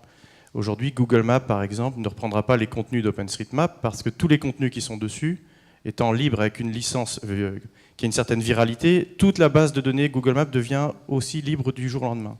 Donc effectivement, toute leur économie fond aussi. Mais j'ai l'impression que sur Internet, on a quand même besoin de réfléchir à ça, parce qu'entre mettre sur Internet et se dire on peut faire tout et n'importe quoi, ce qui fait que normalement, quand on met sur Internet, sur un site hébergé en France, les contenus sont automatiquement protégés. Donc de ce point de vue-là, on n'est pas embêté. Mais par contre, si on veut les partager, on est obligé de mettre une licence qui permet cette ouverture. Et j'ai l'impression que c'est une façon de sortir de nos silos et puis d'apprendre à mieux se connaître entre réseaux. Enfin, j'ai l'impression qu'un réseau, il dure s'il sort de son réseau pour aller vers les autres, quoi. Mais c'est pas forcément le plus simple. J'avais juste une remarque pour compléter votre observation que je trouve très, très, très intéressante et d'actualité pour nous en termes de sujet de recherche. C'est la question du droit, parce qu'il y a la question de la régulation, mais derrière la régulation, il y a la question du droit. Et que savent chacun de nous en matière de droit sur ce que l'on produit, comment c'est codifié, sur le licensing, etc. Et que produit-on en matière de jurisprudence dans les différents pays ? Quelle est la force des différents acteurs dans ce domaine? Voilà. Et ça, c'est vraiment un débat de société qui est ouvert aujourd'hui là-dessus. Alors nous, quand on justement invite les utilisateurs, les participants, que ce soit dans les entreprises aussi, les collectivités, à mettre en commun une connaissance ou un savoir, effectivement, il faut qu'en amont, il y ait déjà des règles du jeu claires pour que ces contributions soient protégées, c'est-à-dire que si une personne utilise la contribution d'un autre, qu'elle soit citée, donc ça revient aussi aux licences. Et deuxième chose très, très importante, c'est lorsque je dépose un document, un témoignage d'expérience, un support, etc., en même temps, on indexe ce document ou ce témoignage par un intitulé de compétence. Et du coup, quand je partage ma connaissance, à un moment donné, ça va me valider un certain nombre de compétences. Par exemple, évaluer la fiabilité d'un contenu sur le web, évaluer le degré d'interactivité d'un média, c'est encore une compétence portée par une personne numérique. Voilà. Je dépose ma petite méthode, comment je fais pour évaluer, quels sont mes critères pour évaluer le degré d'interactivité d'un média. Du coup, ça vient de me valider une compétence et me alimenter un genre de passeport de compétences qui, sur Internet aussi, peut être très, très intéressant à faire circuler. Oui, je préciserai aussi que vous avez bien compris que dans cette démarche pédagogique, on est dans une relation un peu particulière entre l'offreur de savoir et le demandeur. J'utilise le singulier exprès. Et donc, effectivement, on n'est pas sur de la diffusion, on n'a pas un offreur de savoir qui va aller sur Internet diffuser son savoir. On est sur ce qui se passe d'un petit peu particulier quand l'offreur offre au demandeur. Même si ça se passe sur Internet, c'est relativement confidentiel, c'est entre deux personnes. Et Claire nous expliquait comment l'offreur lui-même, il grandit dans son savoir et comment le demandeur, il est beaucoup mieux instruit du fait que l'offreur est un père, enfin quelqu'un à son niveau, etc. Donc on est réellement dans la promotion d'une démarche qui n'est pas une démarche de diffusion de masse, en définitive, mais de faire en sorte que deux personnes se rencontrent. Et que de cette relation se passe quelque chose au niveau de l'un comme au niveau de l'autre, dans une démarche, donc, dont on disait un petit peu de valeurs fortes, d'éducation populaire. Donc par rapport au savoir, on est un petit peu en rupture, on est sur des grandes choses qui peuvent se faire à partir des petits échanges, plutôt que par rapport à un système de diffusion de masse comme le permet Internet. Je voudrais vous poser une question en profitant du fait que je tiens le micro dans ma main. Est-ce que pour vous, ce serait vraiment une utopie, les mondes dans lesquels l'argent disparaît et il y a les partages inconditionnels qui est la norme des coopérations ou de création des humains? Ça veut dire, est-ce que les mondes sans argent, d'après vous, est possible ou pas? Vous êtes sûr que ce n'est pas possible?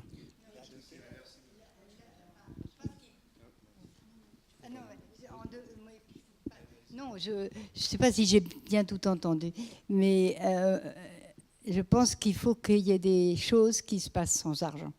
J'ai pas dit, je suis pas assez costaud en politique, en sociologie, en utopie et en tout un tas de trucs pour dire qu'un monde sans argent, etc.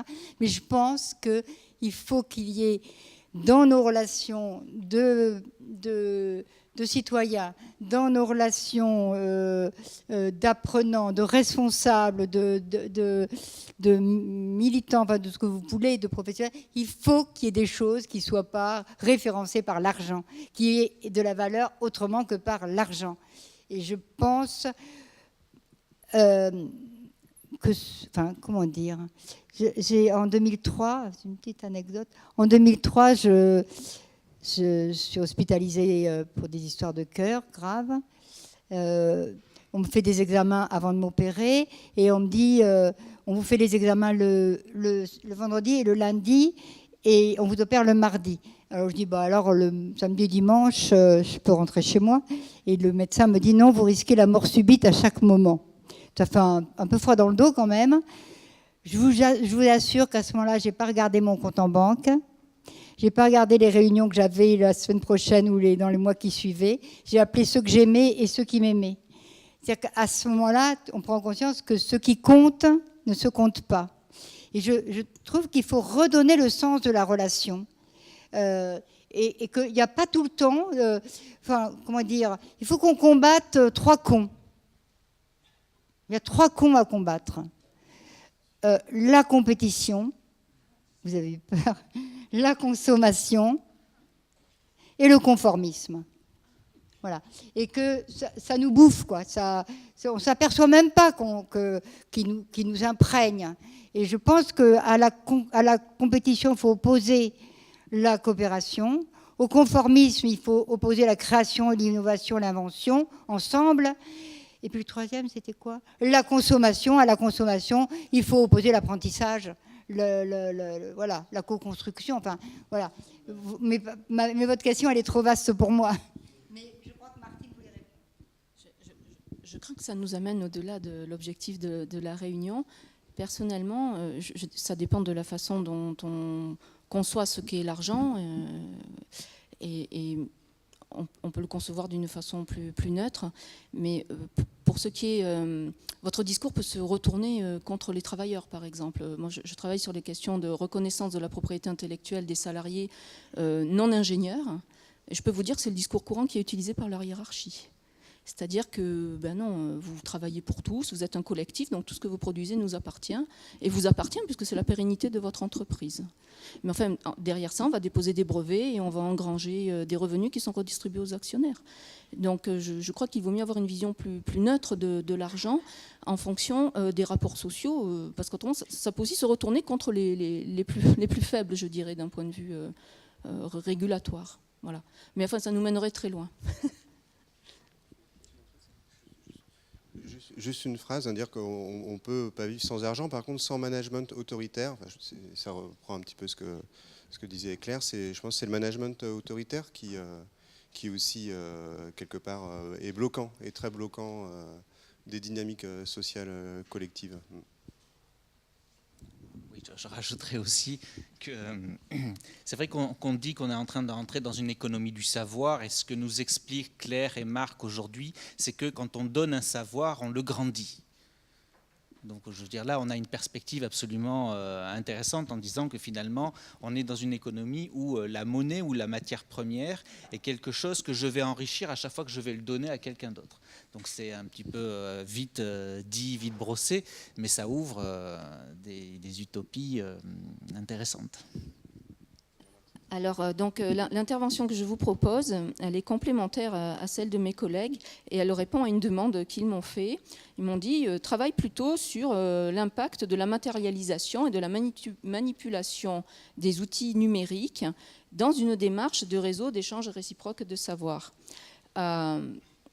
Et donc, bien sûr, je vais travailler plus spécifiquement sur l'espace des ERIC et des outils particuliers qui ont été appliqués à travers la société Ligamen et la société de Pierre-Yves Faugas. Voilà.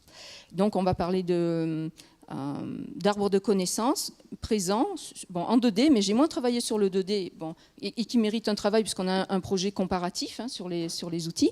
J'ai plus travaillé sur l'impact du 3D dans l'apprentissage des personnes et leur rapport au savoir. Alors, ce que je voulais préciser, c'est que dans l'historique du RERS, comme nous l'ont rappelé nos collègues, on passe aujourd'hui d'une pratique, et qui peut aussi les décevoir sous certains aspects, mais qui leur pose des questions, c'est qu'on passe d'une pratique d'échange de savoir tacite, surtout orale, où on va privilégier la relation entre les personnes, avec un tiers qui est là, mais même si elle était outillée, c'est-à-dire, Claire l'a bien dit, on avait des outils, des concepts et des méthodes. Mais on va passer aujourd'hui vers une codification plus importante et une persistance des savoirs via des outils informatiques dédiés. Donc, arbre de savoir numérique TIC, carte cognitive 3D, qui était l'arbre avec des branches 3D qu'a montré Pierre-Yves. Alors, hop. Voilà. Donc, je vous propose d'analyser cet impact à travers la notion, donc l'impact de la manipulation et la matérialisation des compétences et des savoirs explicités dans le cadre de cette action collective, de les analyser selon 3 axes qui répondent pour moi à la définition du rapport au savoir. Alors, qu'est-ce que le rapport au savoir? Donc, je ne vais pas vous donner les références théoriques, etc. Ce n'est pas le plus important ici. Mais je m'appuie sur des auteurs qui ont vraiment travaillé là-dessus et je leur rends hommage et je leur rends ce qui leur appartient. Donc, le rapport au savoir est défini comme la relation stable que l'individu a avec son propre savoir. On n'est pas seulement au niveau des interactions, de l'échange du savoir, mais on est sur comment je vais me comporter de façon durable dans mes peurs, mes craintes et mes désirs, mes attentes et mes aspirations vis-à-vis des savoirs, du mien et celui des autres, et comment les autres me voient dans mon savoir. Donc, ça inclut l'inconscient et le non-conscient, le désir de savoir, les peurs d'apprendre, peur de dire ce que l'on croit savoir, etc. Donc, alors j'ai été amenée à faire un travail là-dessus à travers l'analyse des capacités de pérennisation de jeunes entreprises technologiques par leurs créateurs. Donc, on s'est dit comment ces créateurs arrivent à maintenir, dans le contexte français actuel, leur entreprise avec leur technologie par le fait qu'ils sont toujours en train de renouveler le savoir dans l'entreprise, malgré toute la fragilité de trésorerie financière, le peu d'aide, etc. et la concurrence des plus gros sur leur propre propriété intellectuelle. Donc on a travaillé sur ça et donc je vous propose un transfert des dimensions d'analyse qu'on a développées dans ce cadre-là. Et donc je vous propose d'analyser en fait la transformation du rapport au savoir à travers ces outils, à travers 3 axes principaux. Donc le premier axe, c'est l'idée qu'il existe dans le rapport au savoir, bien sûr toujours au fondement de ce rapport au savoir, ce que certains théoriciens vont appeler un objet transactionnel, ou si vous voulez transitionnel, ça fait moins marchand. Et donc ça veut dire que le savoir est un... En fait, il est visé dans la manifestation d'un désir d'objet de savoir. On veut savoir sur son savoir. C'est-à-dire que ces outils, ils vont être instrumentés, ils vont servir de médias, si vous voulez, au-delà du langage, qui lui est la force première, mais ils vont servir à construire un objet de désir, de savoir, qui est son propre savoir. Oh, ça c'est fort, déjà il faut arriver, il faut déjà travailler pas mal pour faire ça. Et puis ça ne va pas parler à tout le monde, pas tout le monde va participer, on va participer de façon inégale, etc. Et si on veut comprendre pourquoi les gens participent ou pas, déjà on peut interroger cette dimension, la dimension du désir. Vous avez eu envie de participer ou pas et pourquoi? Au-delà des contraintes matérielles rencontrées ou de l'empêchement, comme certains ont dit, par la hiérarchie. Donc la deuxième dimension, c'est celle de la réflexivité. Donc vous en avez tous parlé.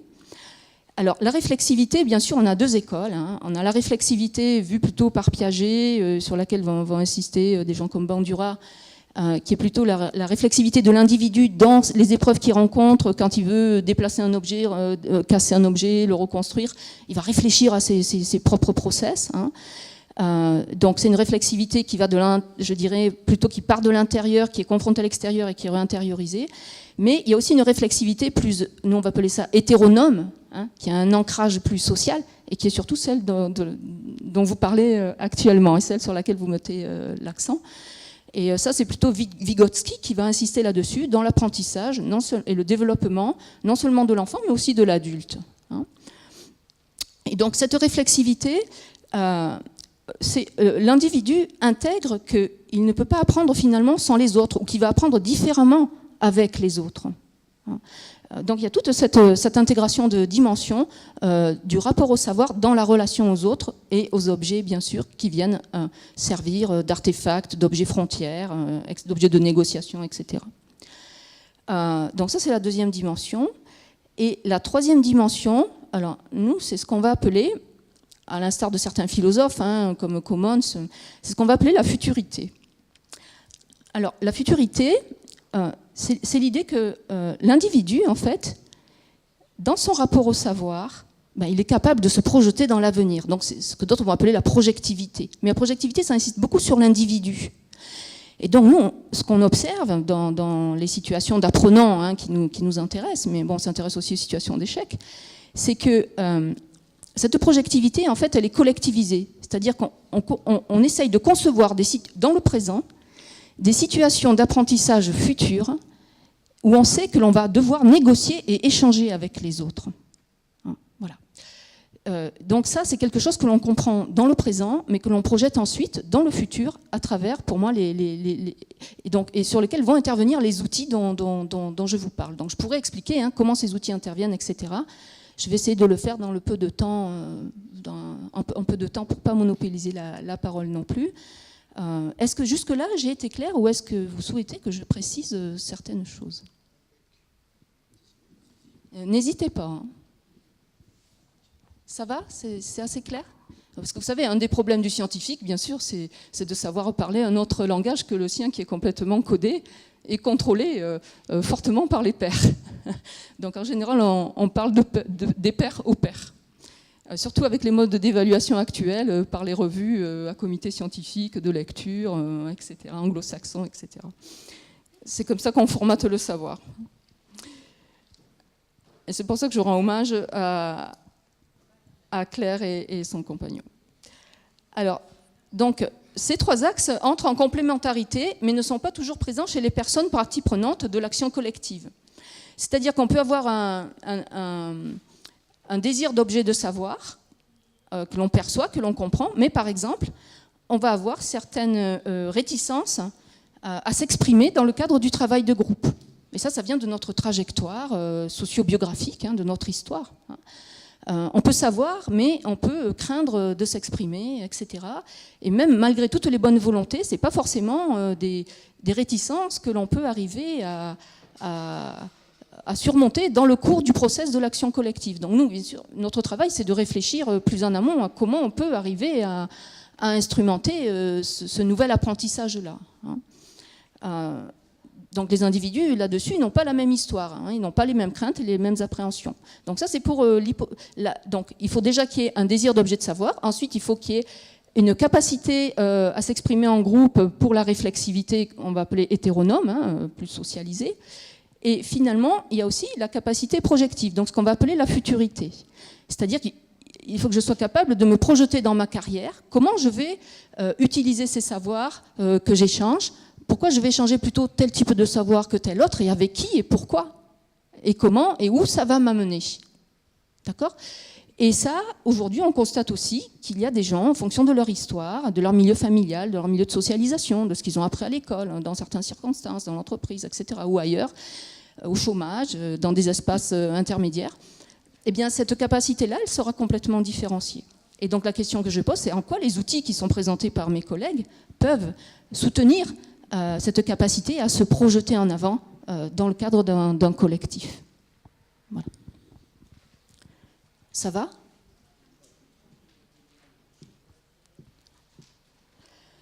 Alors, donc je vais plutôt me centrer sur l'aspect 3D, mais je reviens sur l'idée que la même analyse est valable pour tout ce qui relève du 3D, et d'autant plus du 3D qui est numérisé et qui a une persistance très forte, qui renvoie aux arbres de connaissances de Anthony. Alors bien sûr, ils ont intégré les arbres de connaissances dans un espace 3D, donc ce qui fait que du coup, l'analyse que je fais en 3D, elle s'applique au joint venture que j'ai là par mes deux côtés. Voilà. Donc, l'objet transactionnel, en fait, ce qu'il faut retenir, c'est que dans l'action collective du RERS, on a une rationalité procédurale qui est mise en œuvre. Vous avez des spécialistes qui arrivent, ce sont des experts, et ils vont discuter avec des responsables projets, des responsables d'espace et leurs animateurs. Donc ils ont une gestion de projet quand même en tête, et ils ont des méthodes et des outils qui viennent déjà des RERS, donc des concepts, etc. C'est ce qu'on va appeler la rationalité procédurale. Donc cette rationalité procédurale, en fait, elle va déjà permettre et orienter le langage. Donc le langage, celui que je suis en train de tenir, le passage de la pensée verbale, c'est-à-dire je pourrais dire ça, je pense ça, je lui répondrai ça, si je pouvais, ce qu'a évoqué Claire, vers la prise de parole. D'accord ? Donc déjà, pour qu'il y ait un objet transactionnel, il faut qu'il y ait une rationalité procédurale qui soit mise en œuvre. Ici, évidemment, elle est selon les principes du RERS et pose le savoir de la personne et des autres comme désir d'objet de savoir. Donc on a premièrement ce que je sais, ce que nous savons, et ce que les autres peuvent savoir sur ce que je sais, ce que nous savons, et inversement, c'est-à-dire ce que je peux savoir sur ce que les autres savent, etc. Donc vous voyez les jeux de miroir. Et donc évidemment, il y a un aspect cognitif là-dessus éminemment, mais il y a aussi un aspect fortement identitaire, avec les inégalités de statut, l'insistance sur la hiérarchisation des statuts dans certaines organisations, etc., l'intériorisation du statut social que vous avez en fonction du diplôme, etc. Donc on est confronté à tous ces problèmes dans le rapport au savoir. Alors, juste pour préciser d'un point de vue un peu plus peut-être explicite, Françoise Hatchuel aime expliquer comme ça le rapport au savoir qu'ils ont étudié en collège, en disant mais on a cherché à comprendre pourquoi des jeunes qui étaient en situation d'échec scolaire avaient un rapport au savoir, je dirais, plutôt craintif, négatif, voire rédhibitoire, en tout cas leur savoir scolaire.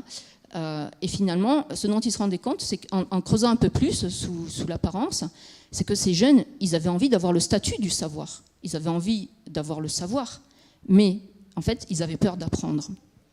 Parce qu'ils avaient reçu des baffes, parce qu'ils avaient eu des mauvaises notes tout le temps, et parce qu'avoir des mauvaises notes, ça voulait dire être le plus nul de la classe, etc. Bon, je ne vais pas m'attarder là-dessus. On est nombreux à savoir ce que ça veut dire. Qu'avoir le taux d'échec scolaire en France. Donc, ce sur quoi, donc, la deuxième aspect, au-delà de ce que je sais, ce que nous savons, c'est ce sur quoi je peux apprendre, mais Claire en a parlé, et ce que nous pouvons apprendre ensemble, ce sur quoi peuvent apprendre les autres. Le troisième aspect, dans le désir d'objet de savoir, c'est ce que je peux transmettre, ce que nous pouvons transmettre, ce que les autres savent sur ce que nous pouvons transmettre. Et donc, bien sûr, dans tout ça, vous voyez bien qu'il y a une opération de dévoilement. Il y a une opération de dévoilement identitaire, au-delà de la capacité même à prendre la parole. Et donc, le dévoilement identitaire, l'exemple, c'est exactement ce que je vous ai donné au début, en disant, mais moi, je fais une conférence, mais comme je la fais à l'envolée, en donnant les résultats à la pointe de ce que je suis en train d'observer, c'est pas publié, etc., je ne veux pas me faire massacrer par les collègues, donc je préfère que ça ne soit pas diffusé. Voilà, c'est un exemple typique. Donc bon, vous imaginez dans vos situations ce que ça peut donner. D'où évidemment les précautions qui doivent être prises par l'encadrement pour éviter des effets de bord ou des effets pervers sur ces aspects-là. Mais on n'évitera pas de toute façon, bon, j'y reviendrai ultérieurement, dans ce désir d'objet de savoir, on n'évitera pas les questions que peuvent se poser les individus sur la question de leur carrière. Ce matin, vous avez parlé de professionnalisation. Je pense que ça fait partie de ces questions-là. Si on ne professionnalise pas sur des critères communs et des règles communes dans le cadre d'une communauté de pratique et de savoir, le risque, c'est l'inflation de la concurrence entre les individus sur leurs propres critères personnels et ceux de la hiérarchie. Donc, en effet, la question de la professionnalisation, comme vous l'avez abordé ce matin, aujourd'hui, elle est essentielle dans tout ce type d'instrumentation. Donc, ça vous aide à en prendre conscience, mais en même temps, la professionnalisation vous permettra aussi de mieux utiliser ces outils à terme. Alors, que peut avoir comme impact l'aspect immersif 3D, tel que vous l'a projeté Pierre-Yves, sur le désir d'objet de savoir. Donc, d'abord, je dirais qu'il y a une visualisation collective et partagée. Elle est déjà présente dans l'objet 2D, Mais on pourrait dire que la visualisation 3D en ergonomie cognitive se rapproche de l'insertion dans un lieu propre, qui est un espace physique d'apprentissage dédié. Or, on sait bien aujourd'hui en sciences de l'éducation et en approche psychocognitive que la cognition est ancrée, pas seulement dans la trajectoire de l'individu, mais elle est aussi ancrée dans un espace physique qui a ses odeurs, ses couleurs, ses bruits, ses formes, etc. Et qui donc établit une traçabilité importante au niveau cognitif, parce qu'on va passer par les émotions et le perceptuel. Donc, un lieu propre, donc je vous parle donc également, bien sûr, il y a la question du déplacement des personnes physiques, du déplacement physique de la personne dans cet espace, qui va conduire à un cheminement de mémorisation. La personne va faire des manipulations dans ce lieu. Tout cela joue sur les différentes dimensions de l'apprentissage. Bon, on retrouve Piaget dans la logique de développement appuyée sur les objets physiques, mais aussi Vygotsky, car on est dans un ancrage social de la conception de l'arbre et du lieu. Donc, pour exemple, on pourrait revenir sur la notion de logique d'étayage. Quand je dis qu'on est dans un ancrage social, c'est que finalement, les acteurs des RERS, quand ils nous disent, les experts que vous avez là, quand ils nous disent « mais on a des outils et des méthodes », eh bien, ça veut dire en même temps qu'ils ne se posent pas comme, évidemment, possédant un savoir inaccessible. Ils vont démythifier leur savoir, c'est ce qu'ils essayent de faire en tout cas, dans une logique de l'étayage, pour l'appropriation ici de l'outil 3D. C'est-à-dire qu'on va partager autour de cet outil comment vous pouvez vous l'approprier, quels problèmes ça vous pose, on vous accompagne, vous êtes tutoré de façon, je dirais, normalement humble et accessible et disponible. Voilà. Donc, c'est le rôle du tuteur pour la manipulation de l'outil. Il transmet un savoir expert sur l'outil. On a une co-construction via un objet 3D a priori intuitif, ce qui correspond dans la vision de Vygotsky à l'augmentation de il appelle ça la zone proximale de développement, où on fait la différence entre ce que l'individu peut apprendre lui-même dans un espace physique avec des objets, des livres, etc., et le fait qu'il y ait la présence d'un expert, mais qui se met évidemment en proximité cognitive avec à la personne, et tous les deux étant apprenants. Pas sur la même chose, mais en tout cas, ils sont ce que nous on va appeler en gestion, si vous voulez, on va appeler ça des prescriptions croisées. Voilà, à travers l'échange de connaissances qui se produit entre les différences de statut et les différences d'individus. L'expert d'un côté, le novice de l'autre dans la manipulation de l'outil. Donc l'espace 3D a une action sur le langage, on l'a dit, puisqu'il va y avoir des formes, des couleurs qui seront différentes, il y a du mouvement, on va se déplacer. Or, le langage est donné comme instrument psychocognitif par lequel interagissent apprentissage et développement personnel.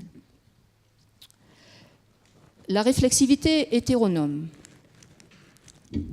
Ça va. Est-ce qu'il y a une question à ce niveau-là? N'hésitez pas. On prend le temps. On prend le temps. Alors, je suis toujours impressionnée quand on me laisse parler comme ça, parce que justement, j'ai besoin de retour pour valider. Bon, alors, la réflexivité hétéronome, je pose en objet mon savoir par le langage dans la relation aux autres et à l'instrument. C'est l'ancrage social. Il existe des artefacts, des objets frontières. Les objets frontières, ça veut dire, par exemple, on va se disputer pour ce cube-là. Non, mais moi j'ai choisi la couleur jaune, toi tu as choisi la couleur rouge, mais voilà, on est X à avoir la couleur jaune, il y en a trop. Bon, je vous donne, ça peut être trivial, mais ça fait partie aussi de l'espace de négociation de la représentation, y compris identitaire, au niveau des goûts et des couleurs et des émotions. Alors, donc, le langage, mais le langage oral est le média principal. Et mes collègues ont bien insisté là-dessus. C'est le support de l'énactement à partir du verbe. Et donc l'énactement, c'est le fait de pouvoir entrer dans l'acte, d'agir et pas seulement être dans la pensée. D'accord ? Donc déjà la prise de parole. Je deviens plus autonome car auteur de la codification de mon propre savoir dans la relation aux autres et aux artefacts. Donc logiquement, ça, c'est l'aspect générique de la réflexivité hétéronome. Alors, qu'est-ce que ça donne quand on est dans l'usage de l'outil 3D? Alors, bon, évidemment, je fais une hypothèse, c'est que ça transforme positivement, mais je suis jugée partie, ça transforme positivement l'activité métacognitive. Donc, c'est comment je mets en forme mon savoir, Comment j'arrive à outiller cette mise en forme, donc, qui inclut le rapport à l'outil. Alors pourquoi je fais cette hypothèse plutôt positive, je dirais? Parce que l'outil peut être intuitif. Et à travers cet aspect intuitif, il peut baisser la charge cognitive, la charge mentale de mémorisation favorable à l'échange. C'est-à-dire qu'il y a un cube, on sait ce qu'il représente, etc. C'est facilement identifié, il y a une couleur, on le voyait aussi dans cette démarche-là dans le 2D, mais évidemment, bon, le 3D va introduire, je dirais, plus de rapport à l'espace physique dans lequel on est immergé tous les jours. Donc on visualise, et donc si on reprend l'arbre de connaissances, on sait où il est rangé dans l'espace 3D, par exemple.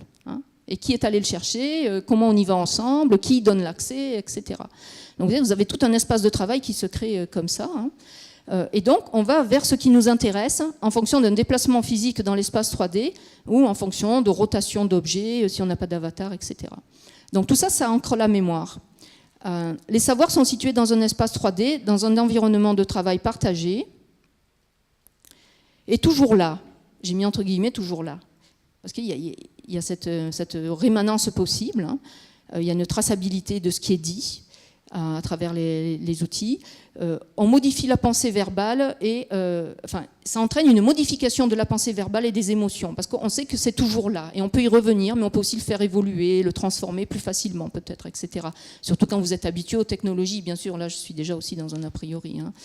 Et tout ça est associé à un mobilier, à des couleurs, à des objets 3D, à des axes d'analyse, les graphiques 3D qui permettent de nombreux repères d'orientation, adaptés aux intelligences multiples, puisque vous savez que les façons d'apprendre en fonction des individus, dont ils naissent, dont ils sont conçus, etc., et dont ils sont socialisés, dans la socialisation primaire, secondaire, familiale et éducative, eh bien, en fait, ces individus ont des intelligences multiples. Par exemple, il y en a qui ont besoin d'apprendre en bougeant, d'autres qui ont besoin de couleurs pour mémoriser, d'autres d'écouter de la musique, etc. Et donc, ces outils 3D peuvent représenter en effet une sacrée opportunité de ce point de vue. Mais il pourrait très bien exister physiquement. On pourrait reconcevoir les cubes, là, surtout avec les imprimantes 3D qui existent aujourd'hui, mettre des petits papiers dans les cubes, faire organiser une séance comme ça. Voilà, je ne dis pas que le numérique est une panacée, attention. Donc, le design de l'arbre des savoirs, avec les principes du RERS, donc donne à voir des positions relatives des compétences sur l'arbre et permet une mise en forme des complémentarités, mais aussi des récurrences. Alors, les récurrences, c'est intéressant parce que ça peut être rassurant pour la hiérarchie qui peut se dire, ben voilà, là j'en ai beaucoup, etc. Donc, j'ai de quoi faire. Mais celui qui observe qu'il est sur un savoir récurrent, ça peut être anxieux pour lui. Parce qu'il se dit, ah ben oui, donc il y a de la redondance, donc s'il y a des réductions d'emploi, ben moi, qu'est-ce que je deviens, où je vais aller? Si on est trop dans cette érique à savoir ça, ben qu'est-ce que je deviens?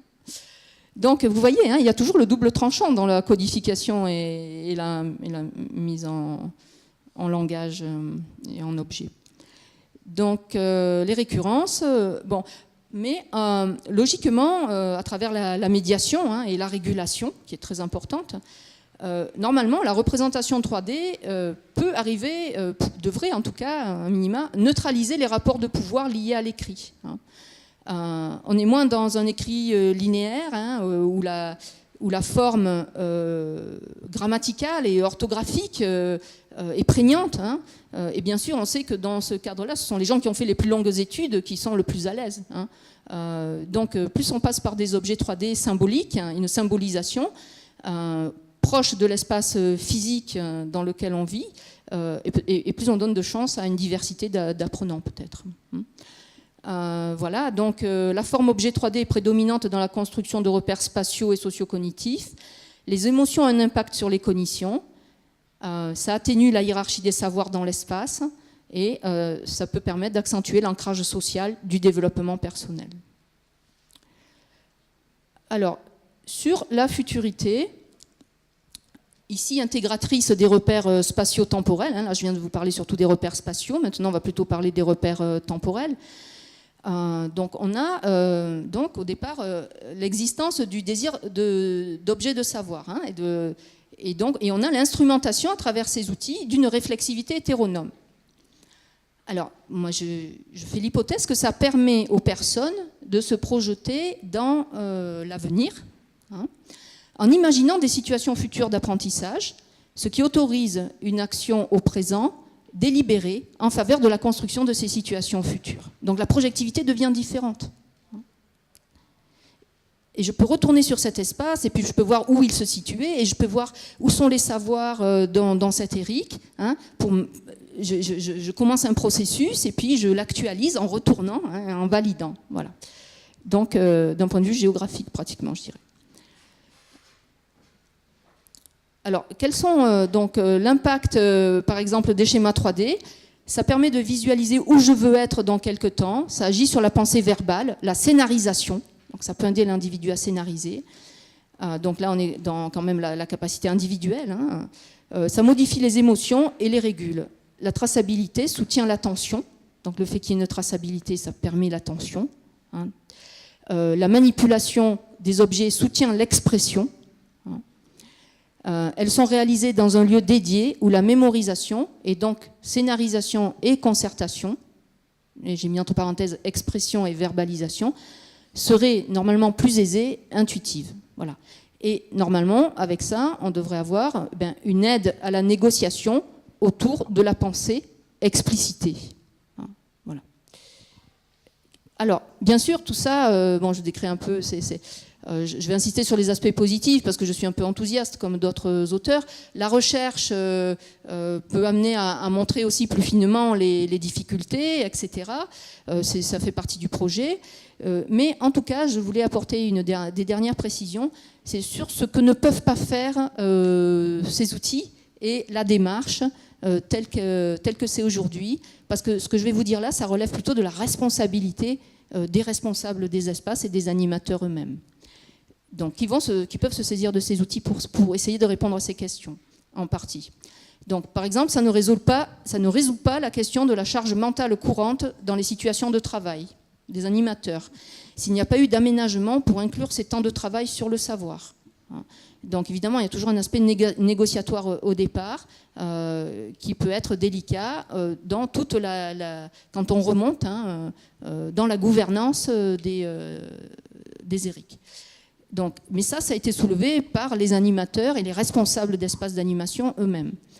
On a aussi des questions de concertation entre les différents ERIC sur une approche collective de la gestion des carrières des animateurs. C'est-à-dire que si on parle de professionnalisation, bien sûr, on a avant tout besoin d'une proactivité de la part des responsables de chaque ERIC dans le cadre d'une gouvernance avec leur association chapeau. Le troisième aspect, c'est la question de l'explicitation de certains savoirs experts, qui nécessitent, de mon point de vue, des méthodes particulières en gestion des connaissances. Ici, c'est la relation novice-expert qui serait porteuse d'apprentissage et de médiatisation de la culture. Donc, on retrouvera ces aspects dans le travail de Vygotsky ou dans les travaux de Wallon, Brunner, qui ont débouché sur un vrai courant qu'on retrouve aujourd'hui dans les entreprises, en fait. Quelqu'un a posé la question des silos. Mais je peux vous dire que certains ont compris qu'ils avaient intérêt à décloisonner les silos.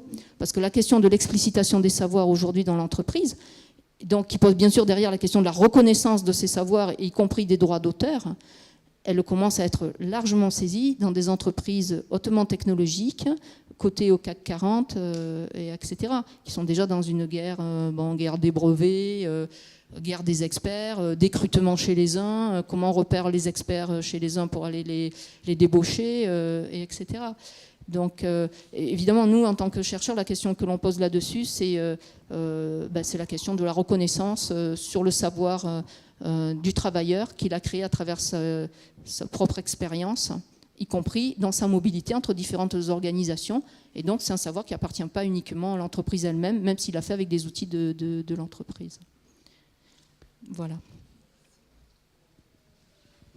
Merci. Merci beaucoup. Peut-être des questions, oui, mais là, on est arrivé au bout, pour le coup, de notre temps. Peut-être des remarques dans la salle. Marc, Claire, Anthony. On est, nous aussi, bien confrontés à la question de la professionnalisation. Et que c'est quelque chose qui n'avait pas été vu avant ces 4 ou 5 dernières années, mais à l'évidence, les réseaux d'échange réciproque de savoir se sont trouvés et à présent prennent ça à peu près en charge, la question de la professionnalisation du métier d'animateur de réseau ouvert, quel que soit ce qui s'échange dans ce réseau ouvert. Donc on a la chance de travailler là-dessus avec un peu de régularité et avec l'espoir de construire quelque chose un peu transmissible ou au moins susceptible d'être proposé à d'autres réseaux qu'aux nôtres dans les 2 ans qui viennent, quoi, à peu près. La futurité, ça me questionne beaucoup en tout cas. Comme, des fois, ouais, c'est ça, donner les noms aux choses, ça les fait exister aussi autrement, comme donner des noms aussi à ces compétences. Oui, non, il nous faut du temps pour digérer tout ça, mais c'est vraiment ce sur quoi on réfléchit, on essaie de travailler, parce qu'on manipule, et je regarde aussi Romain en même temps, là, on manipule un petit peu ces outils, et on voit bien qu'il se passe des choses. C'était comme les RERS au début, mais on ne sait pas trop ce qui se passe, on essaie de décrypter et de voir effectivement comment on peut se saisir de cette technologie, de ces technologies, et comment les personnes avec qui on travaille s'en saisissent également pour essayer d'avancer. Nous, toutes ces questions tournent autour de qu'est-ce que c'est que de partager un espace 3D et y échanger, matérialiser des compétences. Enfin, donc c'est pour ça que je te remercie, Martine, de tout ce travail d'analyse. En quoi cette objectivation permet aux gens d'avancer, qu'est-ce que ça préfigure. À l'origine de l'utilisation, donc sur ces espaces 3D, on ne fait pas que des échanges de savoir. À l'origine de cette utilisation, de ce type de plateforme immersive, il y avait l'idée que c'est une technologie un petit peu en marche et que tôt ou tard, tout le monde va utiliser ce type d'espace. Et la question, c'était de se dire, comme tout outil, il peut y avoir le meilleur et le pire, et réfléchissons à ce que peut être le meilleur dans l'utilisation de ce type d'environnement. Donc voilà, qu'est-ce que c'est que d'avoir un avatar, qu'est-ce que c'est que d'être en présentiel simulé, qu'est-ce que c'est que de matérialiser des objets conceptuels et de les manipuler. Et voilà, et du coup, cette expérimentation que nous avons menée ensemble pendant 4 mois nous a permis d'expérimenter déjà une première fois en grandeur nature ce type d'action. Oui, je disais, Dassault Systèmes, il me semble, a mis en place une plateforme collaborative en 3D immersive. Et du coup, je trouve ça intéressant que si eux le font, ça veut dire que quelque part, c'est sûrement, effectivement, beaucoup de plateformes on va sûrement basculer sur des modèles comme ça. Tout à fait. On voit émerger différentes expérimentations, etc. Et ce qui nous manque, c'est derrière, c'est la traduction, la lecture, l'analyse, de nous donner à voir ce qui s'y passe, et que nous-mêmes, on retourne au charbon pour essayer des choses et voir comment ça peut se perfectionner. Mais si vous voulez, le problème de mes interventions, c'est qu'en général, une fois que j'interviens, après, plus personne parle parce qu'ils pensent que c'est moi qui ai le savoir légitime, évidemment. Et tout le monde s'en va. Voilà. Donc, je propose que la prochaine fois, ça soit une table ronde. Et moi, je ne fais pas un speech comme ça, mais on pose des questions. Et puis, tout le monde fait un exposé. Comme madame, par exemple, elle arrive avec un exposé parce que je sais qu'elle sait plein de choses. Et qu'elle est... Bon, voilà. Et moi, j'ai besoin de savoir ce qu'elle sait. Mais c'est vrai que je pense qu'une table ronde se prêterait mieux à ça. Et Claire, on partage ce point de vue, mais on apprend en faisant, donc on l'a fait. Et donc on sait que la prochaine fois, ce qu'on souhaite, c'est une table ronde, justement pour être plus dans l'aller-retour. Voilà.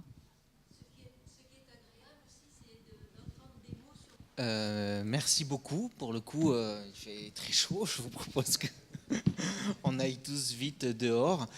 Sauf si quelqu'un a encore peut-être une question. Sinon, merci beaucoup à vous d'être venus, aux intervenants d'être intervenus et aux exposants d'avoir exposé. Claire, un dernier mot ? Simplement remercier Martine parce que, j'ai pas tout compris, je crois, parce que j'ai tout compris des 3. Voilà, ça, je me retrouve bien, c'est super, ça donne un outil de lecture que je trouve intéressant. Maintenant, sur la question du 3D, ce que je comprends, en revanche, c'est surtout ces outils-là. Si on les laisse à ceux qui sont dans la culture de compétition, c'est nous qui sommes responsables. Et que donc, introduire là-dedans, non seulement vous travaillez sur ces outils utilisés par des gens porteurs d'une culture de réciprocité et de coopération, mais vous favorisez d'introduire la culture de réciprocité et de coopération dans la fabrication et dans l'utilisation de ces outils-là. Et donc, ce que ça nous renvoie, voilà. Je pense que c'est essentiel. Je ne sais pas si ça a un rapport, mais j'aime bien, moi, une petite histoire que j'ai peut-être déjà racontée à Pierre-Yves, mais vous savez, c'est l'histoire d'Edison. Edison invente l'ampoule à incandescence. Une fois, je me suis trompée, j'ai dit l'ampoule à fragmentation. Alors, on était à côté d'une centrale nucléaire, ce n'était pas tout à fait ce qu'il fallait dire. Non, j'exagère. Et Edison invente l'ampoule à incandescence. C'est un chercheur. Il ne cherche pas tout seul, il est avec un atelier. Donc on entend tout ce que vos précautions là. C'est un travail d'équipe. C'est lui qui a laissé son nom, mais il y a un travail d'équipe, il y a un gros travail, il y a sans doute des erreurs, des tâtonnements, vraiment, bref, il fabrique l'ampoule à incandescence. Et il donne cette ampoule à incandescence qui va faire entrer dans la communauté scientifique en faisant une communication. Il la confie à un jeune apprenti qui est là, pour qu'il aille la poser là où elle devait être posée. Et le jeune apprenti est tellement conscient que cette ampoule est le résultat d'un travail long, difficile, et qu'on lui fait confiance, etc. Vous devinez. Il fait tellement attention qu'il lâche l'ampoule et la casse. À ce moment-là, Edison et son équipe se remettent au travail. Ça va beaucoup plus vite, évidemment. Mais quand même, ça demande de nouveau du travail. Et de nouveau, ils produisent cette ampoule, cette première ampoule à incandescence. Et Edison, pour qu'elle soit posée où elle doit être posée, la donne de nouveau à son petit apprenti pour que lui aille la déposer. Et je trouve que cette histoire est très belle parce qu'elle manifeste bien que, au fond, même pour le 3D, que tous ces outils-là, si on s'ils ne sont pas éclairés, lus, faits pour, travailler pour faire grandir l'être humain, et l'être humain qui est là mon plus proche, et ben alors ils sont dangereux. Et que c'est pour ça qu'on a... Enfin, moi, ce que vous, Martine, ce que vous me montrez là, c'est que moi, j'irai pas dans les 3D là. Enfin, j'irai pas. Mais je crois qu'il faut qu'on travaille davantage sur l'articulation présence-distance. Enfin, ce sur quoi vous étiez d'accord tout à l'heure, monsieur, évidemment. En n'oubliant pas quand même, parce qu'il y a moi, je trouve qu'il y a un mythe actuellement qui se construit de tous ces trucs à distance, MOOC, etc., qui vont tout d'un coup faire qu'il n'y aura plus d'inégalités, alors que ça peut complètement creuser encore davantage les inégalités, et que si on ne le sait pas, et que même un monsieur que nous aimons bien est allé dire au Qatar, que c'était les outils qui allaient faire disparaître les inégalités, mais non. Mais non, ce qui va faire disparaître les inégalités, c'est s'il y a suffisamment de gens qui veulent les faire disparaître, y compris dans ces outils-là, quoi. Et là, moi, ça me donne envie de continuer à travailler avec vous, quoi. Enfin, voilà. S'il y a des gens qui sont intéressés par des livres sur les réseaux, il y en a. C'est pour ça que j'ai pris le micro. Oui, je voulais revenir juste sur le travail, la question du travail à distance et sa performativité ou pas. Et en effet, ce dont on se rend compte, en tout cas au moins dans les milieux de recherche, quand on doit par exemple construire des réseaux européens, répondre à des appels à projets, etc., c'est que de toute façon, en fait, ça peut très très bien marcher. Mais évidemment, il y a des prérequis. Donc ça veut dire qu'il faut peut-être connaître les gens depuis de longues dates. Il faut éviter des situations de concurrence en amenant quelqu'un sans concertation. Et donc, en fait, il y a des prérequis. C'est-à-dire que ça marche. Oui, bien sûr que ça marche. Mais il y a des prérequis. Voilà. Merci beaucoup.